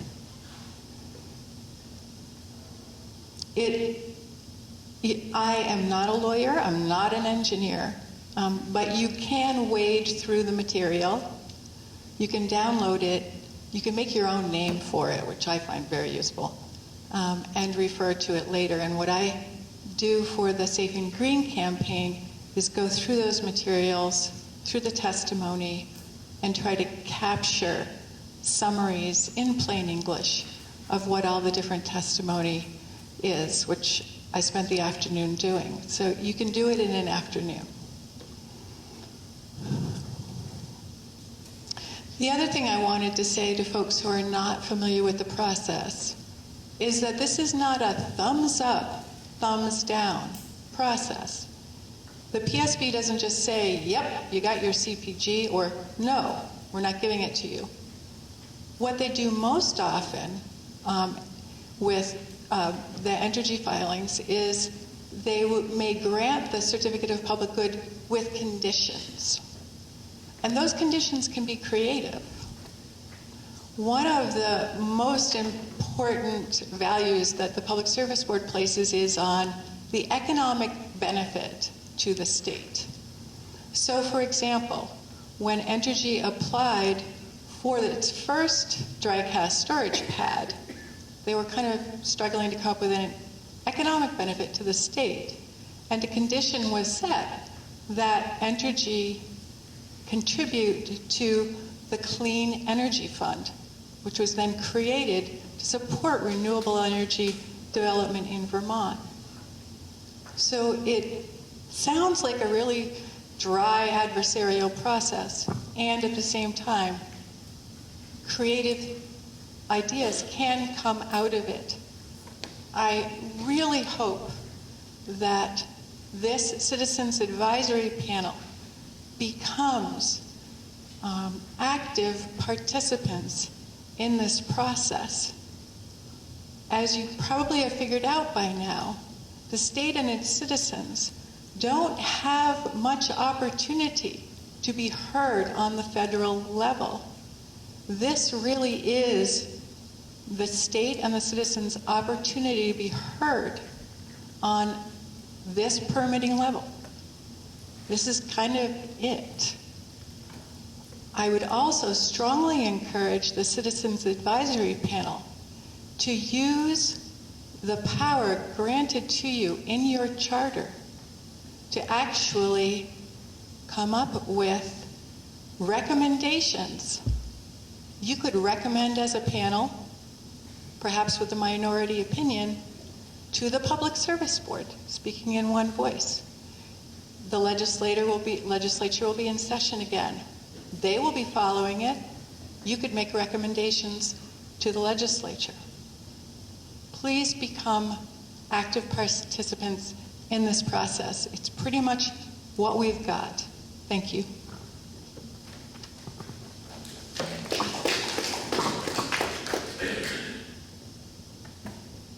Anyone else from the public have a question or a comment?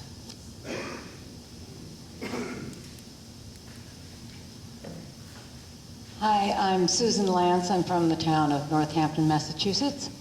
And I have really a very direct and I think simple question, which is I would like to know where the money for the second pad, if permission is granted, where is it coming from?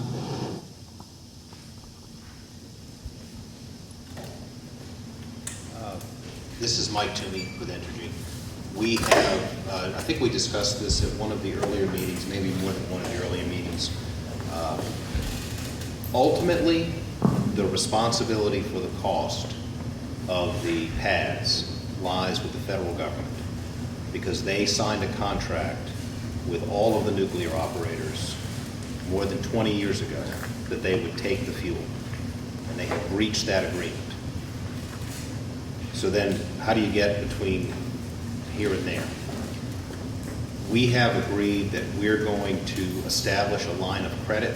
We have established a line of credit, actually 2 separate lines of credit that we're going to use to pay directly the costs that we incur to construct the pad and do the other work related to moving the spent fuel.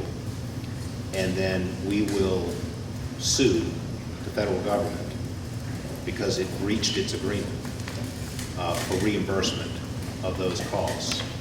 And then when we get, presumably we expect to get recovery from the federal government, we will use that to pay the line of credit off. So essentially we've taken, if you want to call it a loan, borrow the money, pay the costs, get recovery from the federal government, pay the loan.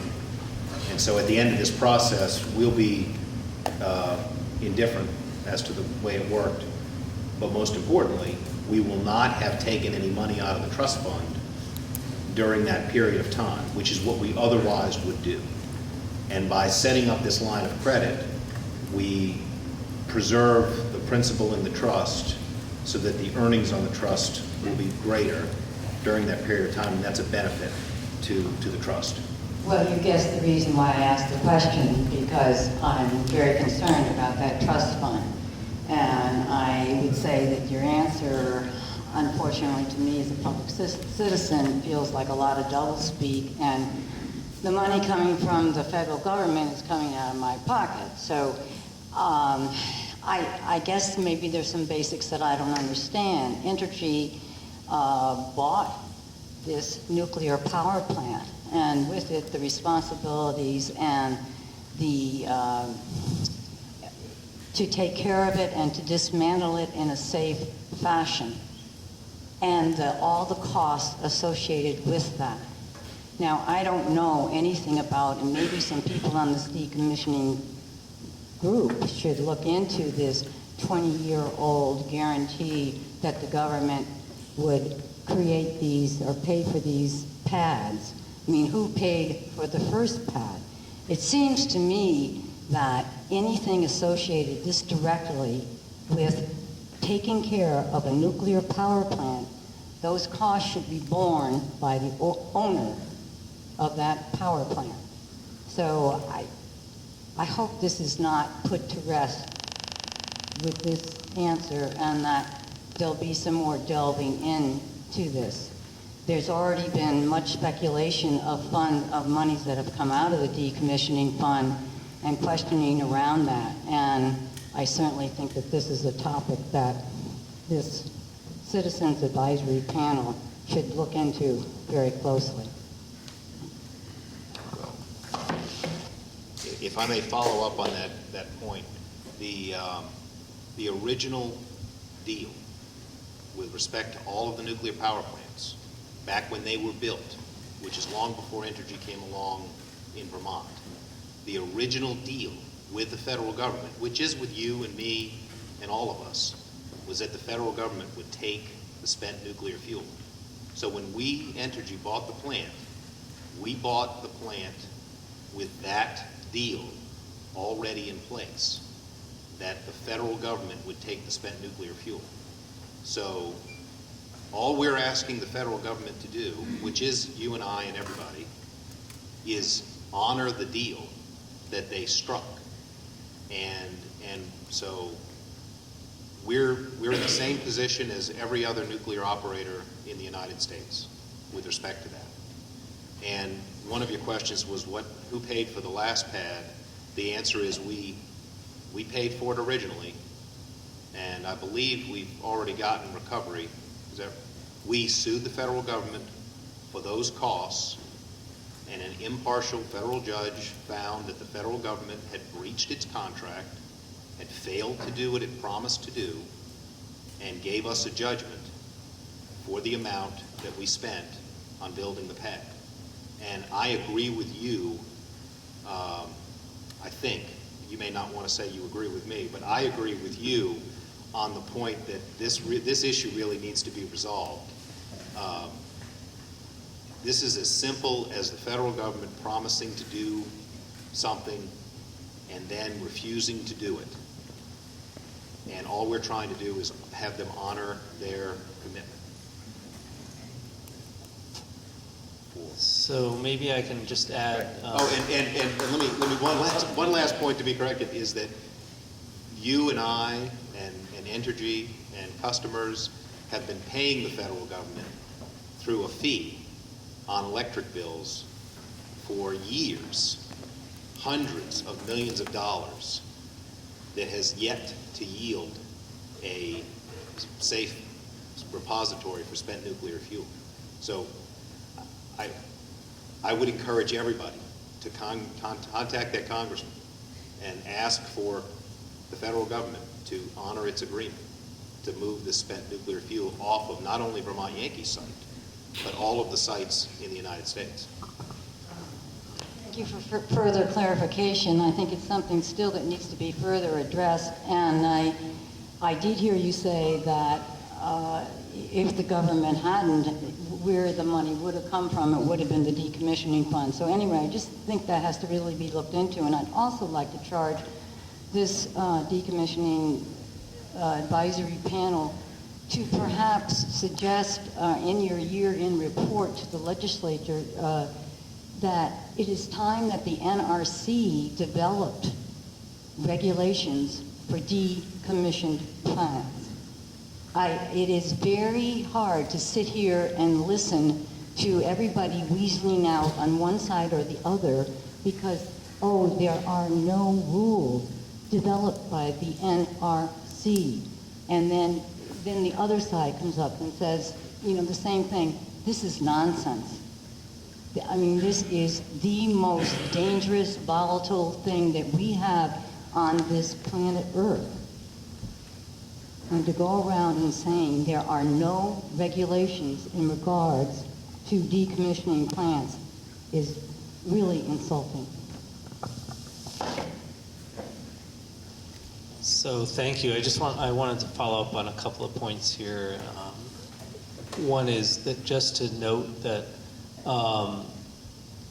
let me go backwards. I agree with the speaker that NRC needs to develop rules for decommissioning plants. They have rules for operating plants, and then they exempt non-operating plants from those rules as necessary, which is a very, very problematic approach to this.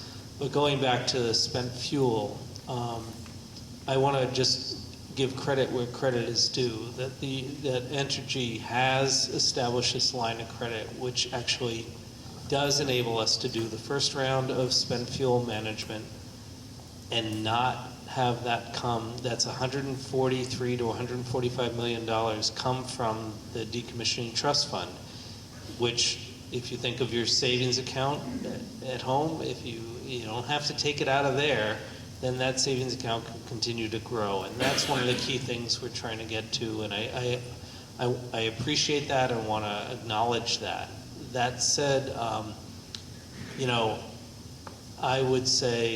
need to say that the federal government is totally irresponsible with regard to this issue in two ways. One is, first, accepting the responsibility.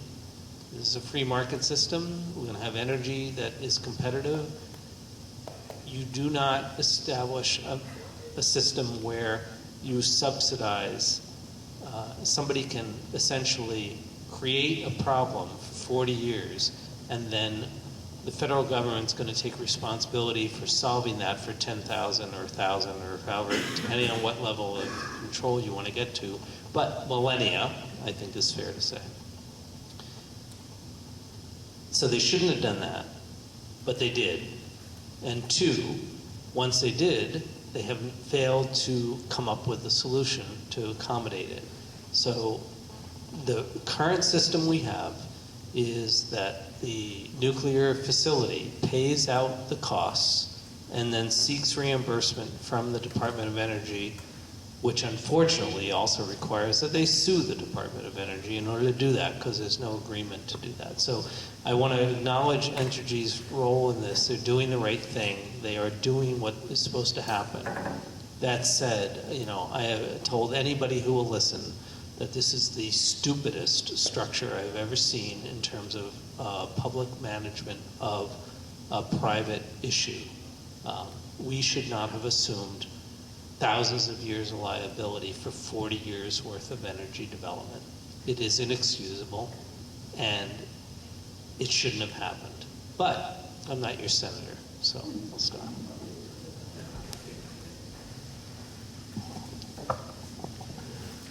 I think there's a few points to add to this, and there is an awful lot of history that should be looked in on this, because when you get little bits of the data without the whole story, then you really don't have a complete picture here.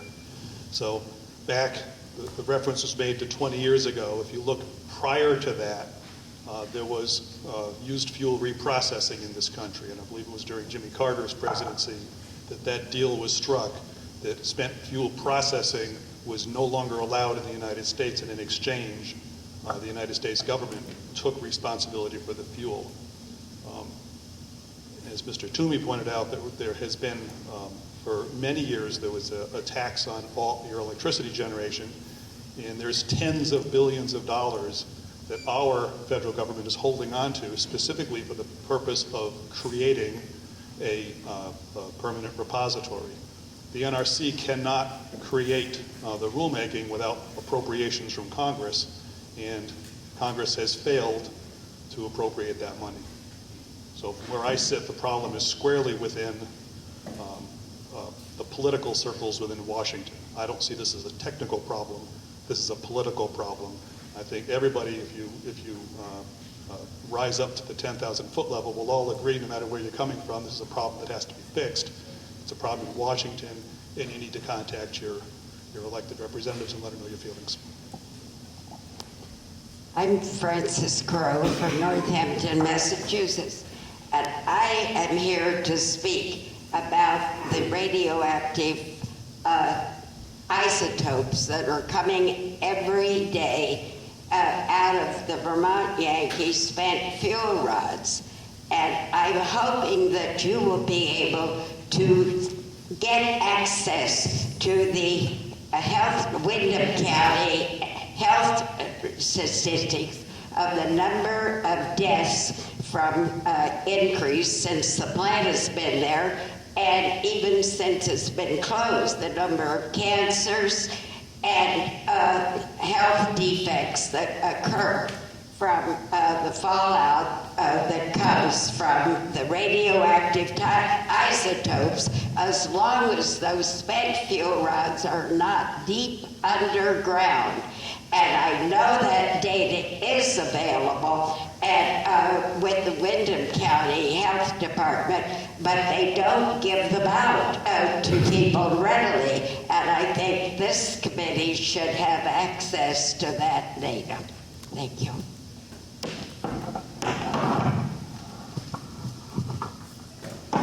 Thank you for the question, the comment, and I'm glad to reply that we do use that data. We publish that data, and if you go to our website, you can see the results of our analysis of cancer incidence and cancer mortality in the 6 towns that make up the emergency planning zone, as compared to Wyndham County as a whole, as compared to Vermont as a whole, and as compared to the United States as a whole.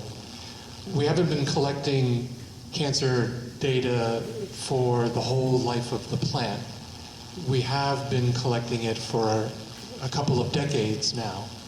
And the good news is that the data indicates that, in fact, there is no statistically significant difference in cancer incidence rates or cancer mortality in the 6 towns around Vermont Yankee, in Wyndham County, in Vermont, or in the United States from what we would attribute to the operations of the plant and any of its effluents or emissions. So while we will continue to collect that information, because cancer is a disease that is not only rare but takes decades to manifest, we feel rather confident that the public's health has been protected from the regulations and the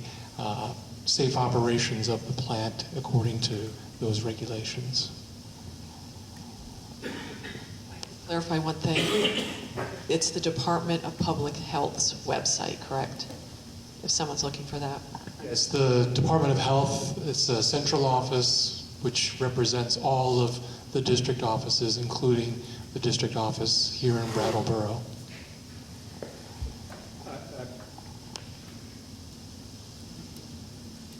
I would just like to suggest that we cross-link to that page from the page for us when it is up.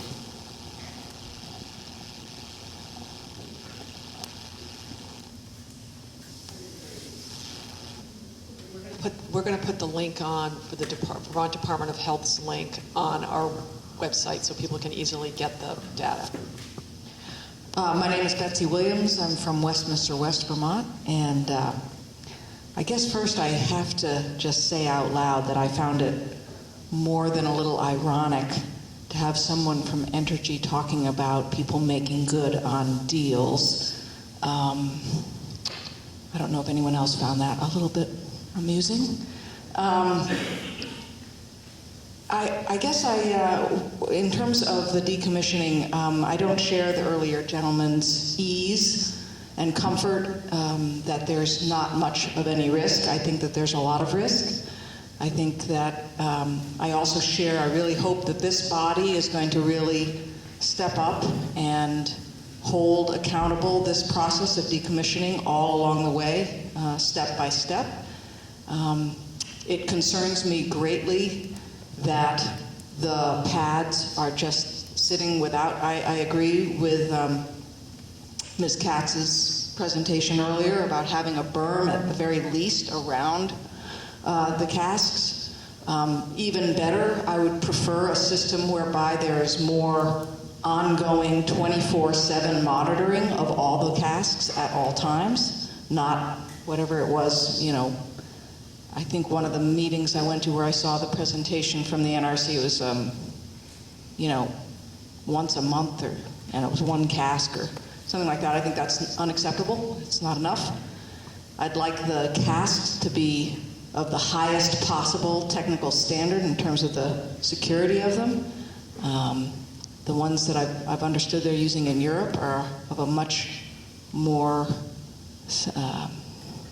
they're of a higher quality than what's being portrayed here. More robust, to use an overused word. So I do hope that, and do have some hope for this committee. I'm very glad that this committee has been formed. I hope that you're going to really take the power that you've been given to really hold these folks accountable to be doing the job that they really need to be doing with, yes, indeed, some of the most dangerous substances known to humankind. They need to be dealt with seriously and not, as somebody referred to it a couple meetings ago, like birthday candles being blown out. That's not what we're talking about. And yes, if a terrorist flew a plane into these things, most of New England would be uninhabitable. I think that's a fairly serious threat. And we need to be taking it seriously. Thank you. Thank you. Anyone else from the public have a comment or a question? Clay. Hi. Oh. Yeah, turn it on there. So fancy. Turn it on. Great. Hi, Clay Turnbull. I'm with New England Coalition. I live in Townsend, and a brief comment is that the NRC is frustrating as NRC is to deal with. Ultimately, they have full regulation over that plan. And this body can make recommendations or requests or, I'm suggesting you might want to at times take things to NRC. And I know that the state's doing that with the EPZ right now and being denied and denied and denied. But they make the rules. So you have to deal with them. So, and the other thought was that perhaps on the on the website that you're going to put the other link, that you include the links for public comments on the CPG. And thank you all for coming down. And have a nice ride home for those of you that drove.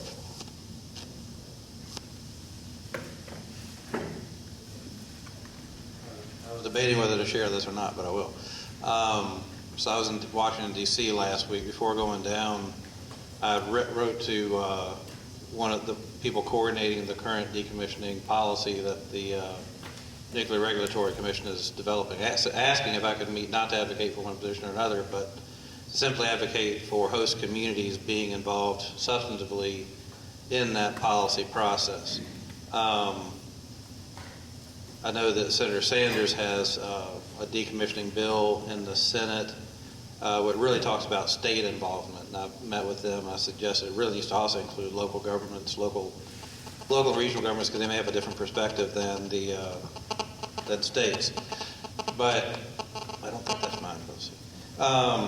But the long-winded bureaucratic response I got back from the NRC was host communities can participate. You'll be able to participate. You'll be able to attend public hearings we have, and you can submit written comments. Meanwhile, the Nuclear Energy Institute has created a working group, which NRC is having meetings with, about the decommissioning policy, which is great. I mean, as the industry representative, you'd expect that. But I would also expect they'd be more open to having host community involvement in the rule development, because I've been involved enough in federal rulemaking to know that really when stuff gets into the Federal Register, you're kind of late. So Senator Leahy was very interested to see the NRC's response to a simple meeting request only to talk about process. So we'll see how that follows up. But I just think it's just indicative of the respect that the NRC gives to host communities. I admit I'm just a regional planning commission director from one host community. It's not like they had a big sign-on letter with me, but you know, it shouldn't be that hard to have a conversation just about the process they're engaging in. So we'll see how that pans out. There are bills moving. There has been a bipartisan bill sponsored by Lamar Alexander about high-level nuclear waste and getting that the studies and all moving again. I did express support for getting that going. We'll see what happens, whether that has any real legs. May have to wait till, I guess, Senator Reed is no longer a senator, but we'll see what happens on that front. One thing I do want to mention, related to what Leslie mentioned, is, and I've been waiting for somebody else to bring this up, so I'm just going to bring it up. Wyndham Regional Commission has its own issues and questions, and that will bring to the CPG process. I won't get into those here, but I kind of keep waiting for a citizen member or somebody to say, our role is to advise the state on positions related to decommissioning. It seems like this body should have some conversations about what positions it might recommend, because another way that things ultimately get resolved before the Public Service Board is sometimes agreements are reached, MOUs are developed, and those are taken to the Public Service Board for consideration in the docket. And that's not just VY. I mean, that could be any number of different projects. And so I'm sure that the state is or will be negotiating with Entergy. It would probably not be a bad idea, especially if the citizen members have any thoughts on the second ISPC, to make those known to your fellow members and advise the agencies that are representing your public interests in the CPG process. But I'll leave that to other folk. But I don't, maybe there's not a stomach for it or a desire for it, but it seems like that should be, this is kind of an important policy decision that the state is engaging in. So it seems an appropriate role for the panel. Thanks. I want to follow up on a couple of things briefly, and then, and it kind of builds on what Chris was just saying, but, you know, the state's role in managing the nuclear waste is extremely limited, and we are engaged with the NRC and the federal government and our congressional delegation as appropriate. But, you know, what I said before about thinking that that was a bad decision of the Congress to accept the responsibility for it, and I think Entergy is doing exactly what they need to do under the existing law. But that said, I also want to make people aware that, you know, last year I went to a nuclear insider conference where they invited me to be the keynote speaker to a bunch of nuclear, you know, industry people, and I basically started the morning with, your industry is dead unless and until you take responsibility for this waste. Do not rely on the federal government.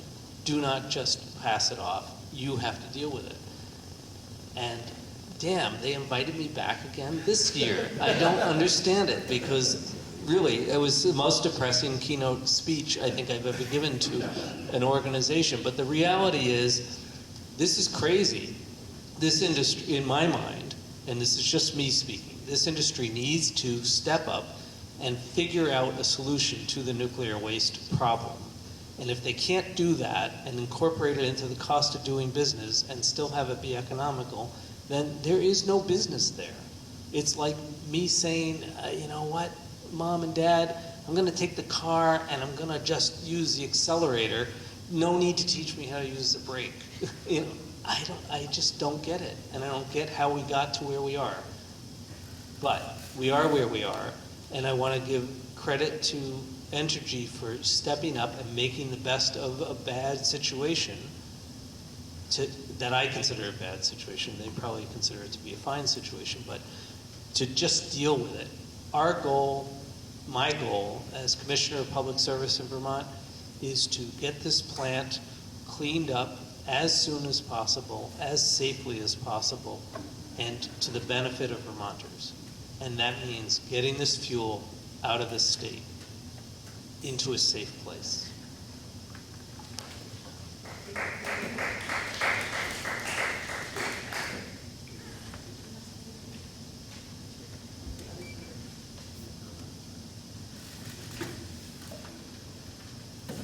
Indulge me for about 5 minutes here.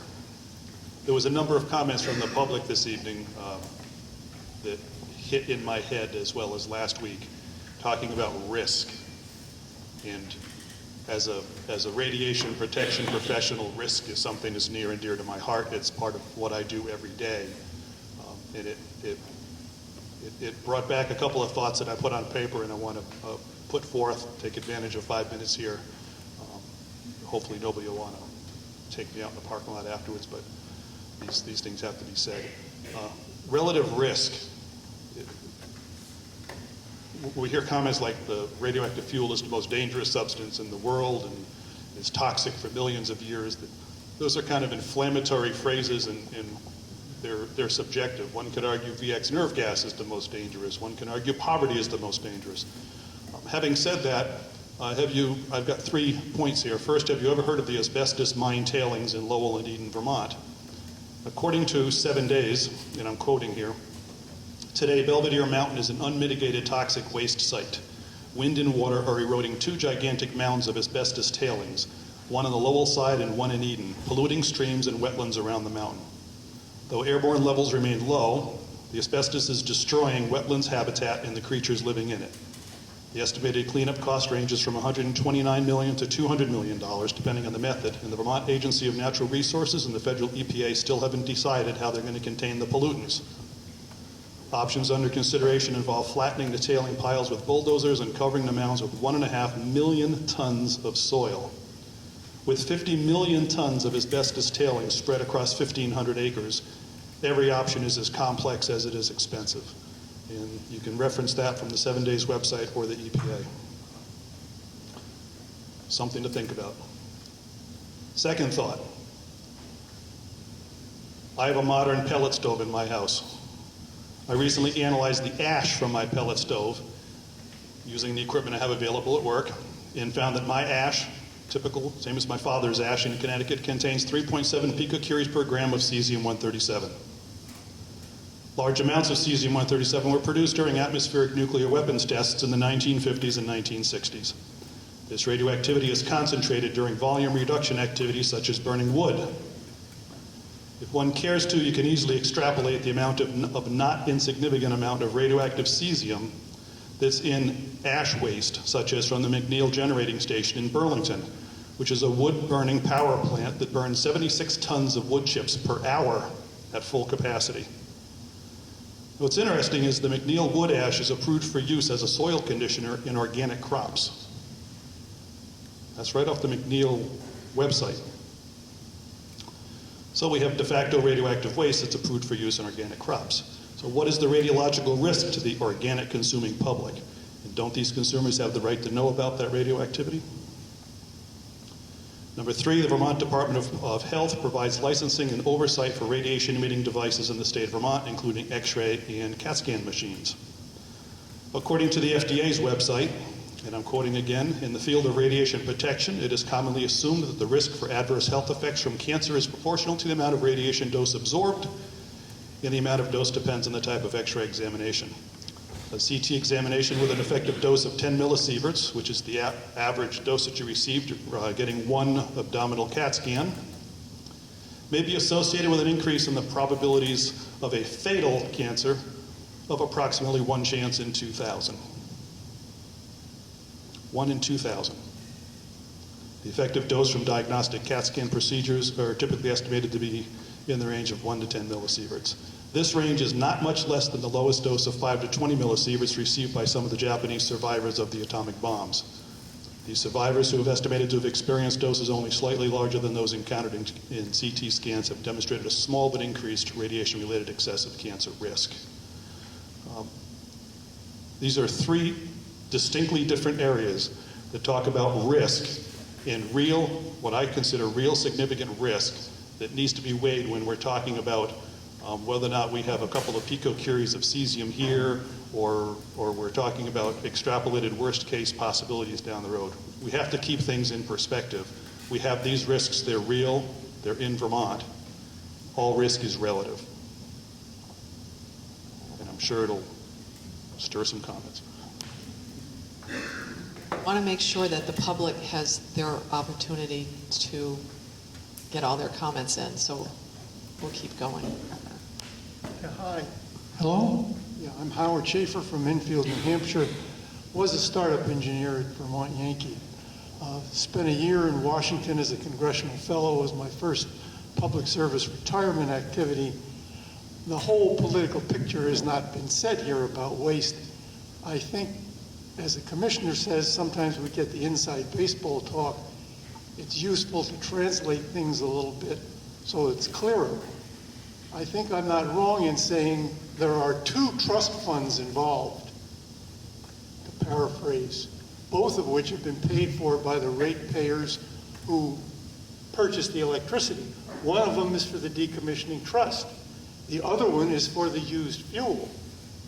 Now, the federal government has been spending the money from the used fuel trust fund to fulfill their responsibility. They surveyed many sites in the United States. They picked one. Congress approved that site as the National Waste Repository. President signed the law, and the next president, who's the one who's president now, has not been obeying the law by carrying forward with the development of Yucca Mountain. That is the law, that Yucca Mountain is the National Waste Repository. And to go to the commissioner's point, the industry ought to solve it. Going back to the original Atomic Power Act, the Atomic Energy Commission was given authority over all things nuclear and atomic for the public safety. So you can't go out and do anything without first getting a license and proving that it's safe. So the industry is dependent upon the federal government giving them a license now from the NRC. It's not like other industries in this country, the chemical industry, the oil industry, which developed in the free market and people were able to use the environment as an unlimited sewer. And then the government came along putting regulations, and that's how we got to the EPA and other things, including the federal government having a black lung disease program for mining coal. Really, the nuclear industry is the first one where the government was before the fact.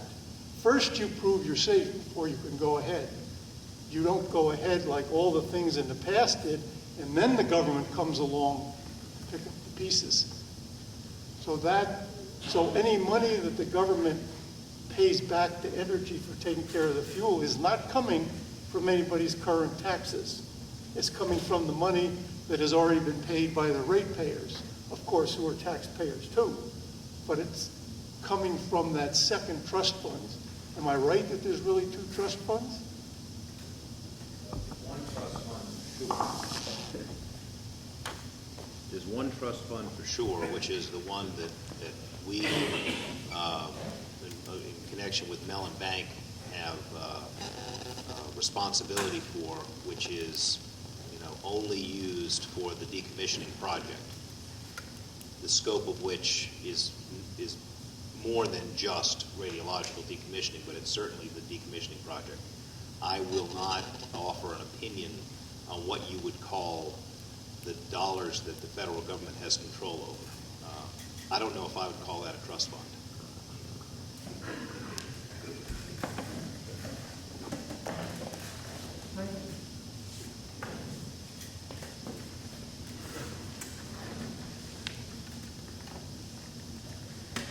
Yeah, Bert Pickard, Brattleboro.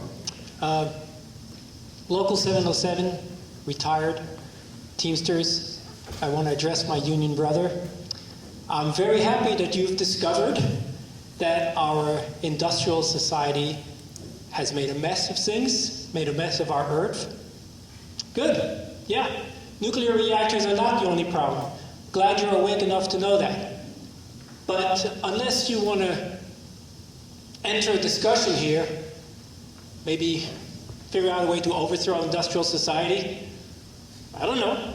But it's off subject. Just because something is really screwed up over there doesn't mean something else doesn't have to be cleaned here. Point done.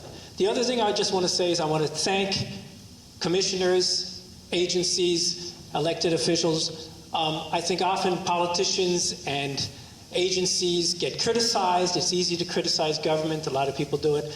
But when I see people doing the right thing, I want to say thank you. And I think that I speak for a lot of people probably supporting, the position of the state of Vermont. I think you're doing a great job. Thank you. Is there anyone else from the public that wants to ask a question or make a comment? Okay, is there anybody from the panel? Thank you. There have been a number of questions and comments here tonight that I think are deserving of some attention by this panel.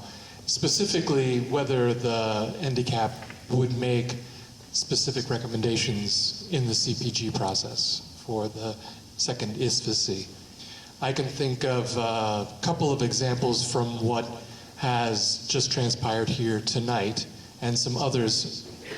For example, there have been a couple of members of the public that asked about the radiation levels from the dry casks, and I know that that can be calculated, and I know that that could be presented at a meeting here, but it also might be something that would be useful to be entered into the record at the Public Service Board and maybe be a part of the conditions in the CPG when it's granted. Specifically, whether or not the radiation levels would exceed site boundary dose limits that might exist both for the NRC and for the state of Vermont, and also whether, as has been suggested, that shielding might be beneficial or unnecessary on that basis of the calculations. Another that we heard a little bit about in the presentation previously was about the casks. And there may be some recommendations that we would want to address for the Public Service Board, specifically about dry fuel transfer. At some point in time, there's a possibility if there is fuel remaining in these casks at some date, they will have to be moved into new casks. There may also be questions that we would like to have answered about the transfer of fuel from the current casks, which are not allowed for transportation of spent fuel, into those for transportation to a final destination if one is created. And also about cask replacement in general, what the processes might be. And then lastly, some of the ideas that I've heard over the years of being a part of VSNAP and now the NDCAP, the continuation of temperature and radiation monitoring around the ISFSI, as is done now with the current ISFSI for the future ISFSI. And it might be useful that we had some sort of opportunity to take all the ideas that the panel might have, both from the panelists that represent Entergy and its employees and the local communities, as well as the state agencies and our legislators. Maybe what we can do is begin that discussion at the June meeting on how we want to, go about that, how we want to figure out what the issues are, and figure out how we want to take positions or what we want to do. If that makes sense to everybody, we can start that discussion in June.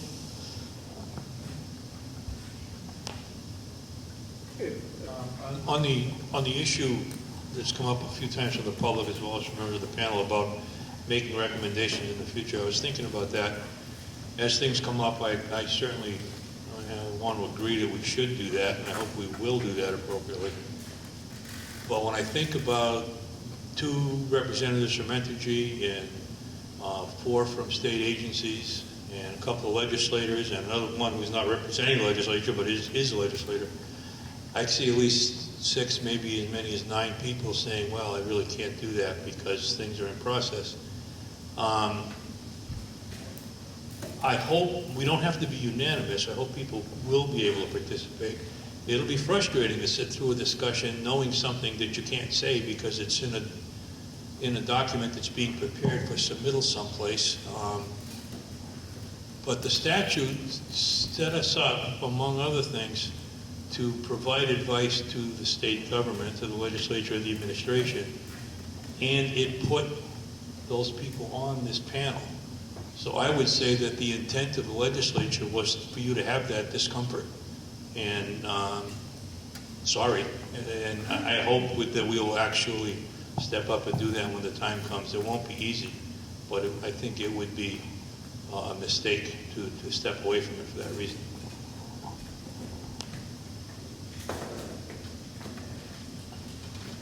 I think that's a great point, and no one will find me shy about giving my opinion or trying to weigh in.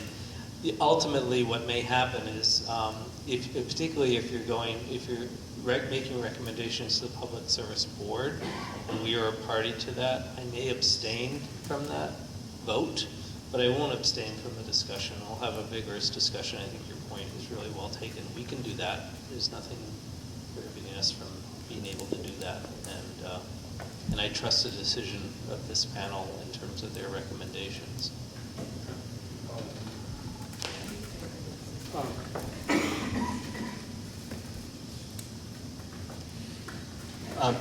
Madam Chair, I would second your suggestion that we have that conversation. And I would ask if Dr. Irwin is willing to sort of lay out an agenda for us to consider. That was a fairly inclusive list. I've forgotten at least the first 2 items that were on it already. So I would like to see it prepared and, with maybe some briefing around the issue and some options that we could consider so that we could frame our conversation going into the discussion. If you would look at the screen behind you, if I saw a bullet point list like that to talk about dry cask storage, I'm not sure that would be effective. And the notion of being comfortable, being uncomfortable, that was not in the back of our minds when we put this thing together. We want everybody to participate. It can work. But so I think we need to have a discussion about what the issues are and what the process would be for us to get our end goal, which would be an advisory to members. So I think we got 2 things to figure out, what the subjects are, and I think those were good ones, and then the process on how we go about it. I'll be glad to send just a start of a list that you can circulate, share, and people can add to it as a way. I also, just while I had the mic, I wanted to address something that Chris brought up, and that was the Nuclear Energy Institute. I was glad that you went to that. It's, I think, interesting. And the reason I say that is because, oddly, despite the fact that they represent the industry, they're a lobbyist for the nuclear power industry, they have been very effective in at least 2 issues that I've been involved with.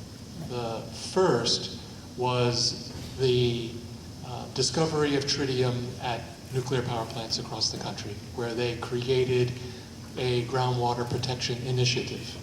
It was more effective and efficient for them to create an initiative that all of the nuclear power plants agreed to, and that the NRC essentially inspected plants to, despite the fact that there was no regulatory basis to it. And that included a stakeholder engagement portion that allowed the state of Vermont and other representatives from other states and other parties to be kept informed as Vermont Yankee had its own tritium leak experiences. The second was Fukushima. When Fukushima occurred, there was a paralysis in federal government as to being able to share information. They couldn't clear through their agencies what was allowed to be shared. They couldn't risk stepping on anyone's toes. And so nothing came out for more than a week, despite the fact that a lot of radioactivity came out and was being spread around the world, and people had genuine and important questions about how much, where. The Nuclear Energy Institute, to its credit, was able to, straight from the operators of the plant and from others in Japan, to put out factual data that was very important for people like me to be able to share with the members of the public as we did when that was occurring. So I would not hesitate to continue your engagement with NEI. They have proven that they can and do represent a balanced position when it comes to stakeholders and in trying to get facts out when those facts are important to making good judgments. So. Yeah, I think it's just worth mentioning. I agree completely with what you just said about NEI, and I just want to mention that there are a number of people within Entergy and Vermont Yankee that are involved working with NEI on decommissioning task force issues.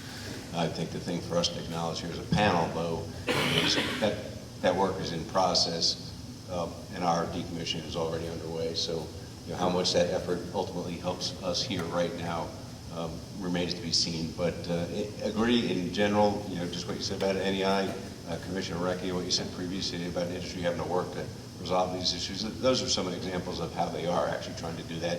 We would all agree the exemption process and things like that are very labor intensive. They're very repetitive, i.e. to some degree the answer is known in many cases, but every station has to go through this gyration to get to an endpoint. So NEI is looking for ways to create templates and streamline processes so that they're repeatable and kind of the future is clearer for everybody involved stakeholder-wise.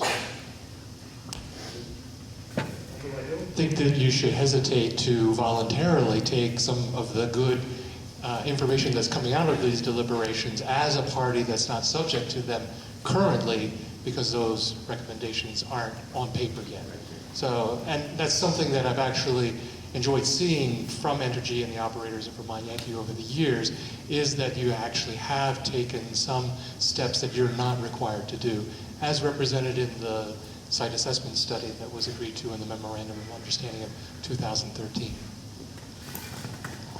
Madam Chair, I'm delighted we're going to have this conversation next month, and I think it's wonderful that Dr. Irwin's going to take the lead in producing a list, but I hope that any of us could perhaps send comments to you, unfortunately, in the chair's role. And I also suspect, given the representation of this committee, we're not going to speak with one voice. And so I think the point about consensus is critical. But personally, I think we are a citizens advisory panel. The citizens have advised us, many of them have, that we should weigh in on this. And I know we all have our own opinion. So perhaps we can spend some time not only talking about what the issues are, but how should we organize any sort of a response, and whether we seek any other status other than to provide public comment. So I think those are three areas we could talk about next month. Yeah, and what I'm going to do, I've had conversations with the chair of the citizens panel out in San Diego. They actually do advisory things. So what I think I'll do is have another conversation with him and sort of see what the pros and cons of how they do it, so that maybe we can learn some lessons and save ourselves maybe going down a bad path before we even start. So I can bring that, and we can talk about that in June. I do have to throw one clarification in. Now, everything that Dr. Irwin pointed out about the NEI, Nuclear Energy Institute, is correct, but The seminar, the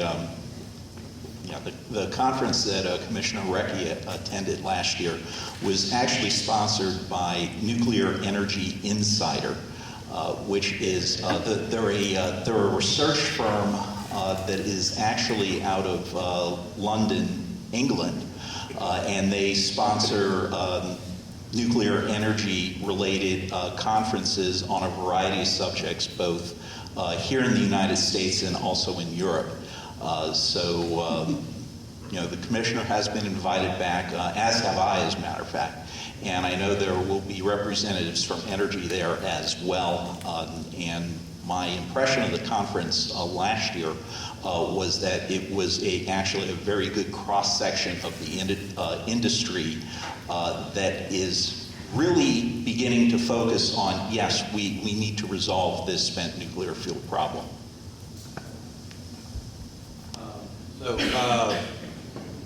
And I meant what I said earlier. I mean, it would be logical for the Nuclear Energy Institute to have a working group to inform decommissioning policy, because obviously you want to hear from the plant operators about how that works.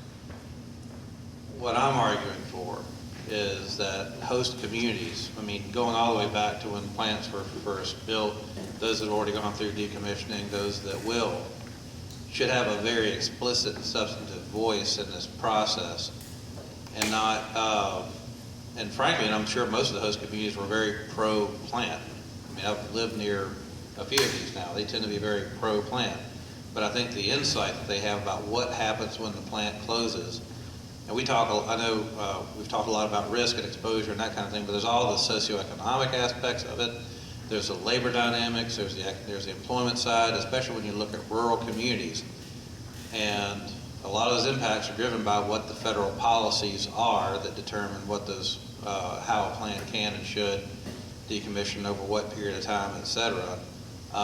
There's a fundamental interest in the local communities here, and I'm not going to drop that issue, because there's a lot of information there that these communities have. I've reached out to a number of them. There are stories to be told, and again, it's not pro or anti-nuclear. It is what has the experience been, and frankly, on the non-radiological, non-contamination side, there's information there to be shared.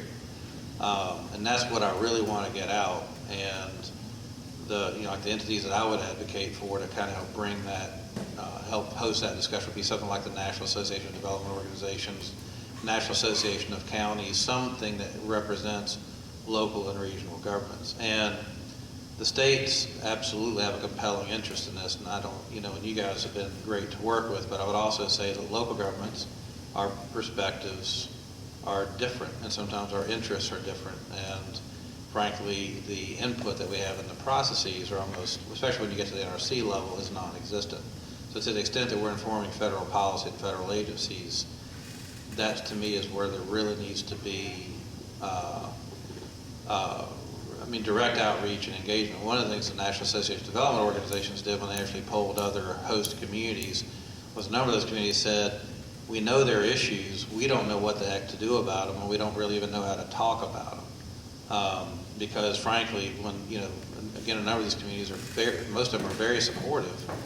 They're like gung-ho with the plant, then the plant closes down. It's like, oh, okay, now what do we do? Because they'd never really thought about that before, and how do you have those conversations? So this isn't a pro or anti thing, it's just making sure that that voice doesn't get lost. I have no idea what policies the host communities would recommend. But I think that's what we need to figure out, is what, from their perspective, how does this affect the lives of the people in and around these communities, especially in rural areas. Anyone on the panel have any last remarks? Mike? I'll offer a motion to adjourn. Wait, not yet. Just 1 second, then we'll vote on that. I just want to remind everybody that the next meeting is June 25th, and it's right here. Oh, okay. Oh, the middle school? Yeah. Which is... This room is not available. Okay, so we're in the middle school multi-purpose room, which is right over there. I guess it was at our March meeting, we decided that we would take July and August off and meet in September and November. what I'm going to do, I did that giant flow chart on who's available on what day. We were meeting the fourth Thursday of the month. What I'm going to do between now and the June meeting is send around the fourth Thursday of the month in September, the date to everybody, and you can tell me if you can be there or not. And then we can, if there's this overwhelming nobody can be there, we'll send around another email. But if that makes sense with everybody, I'm going to do that. Yep. So at the June meeting, hopefully we'll have the September meeting all set. Now we'll take Mike's motion to adjourn. All those in favor?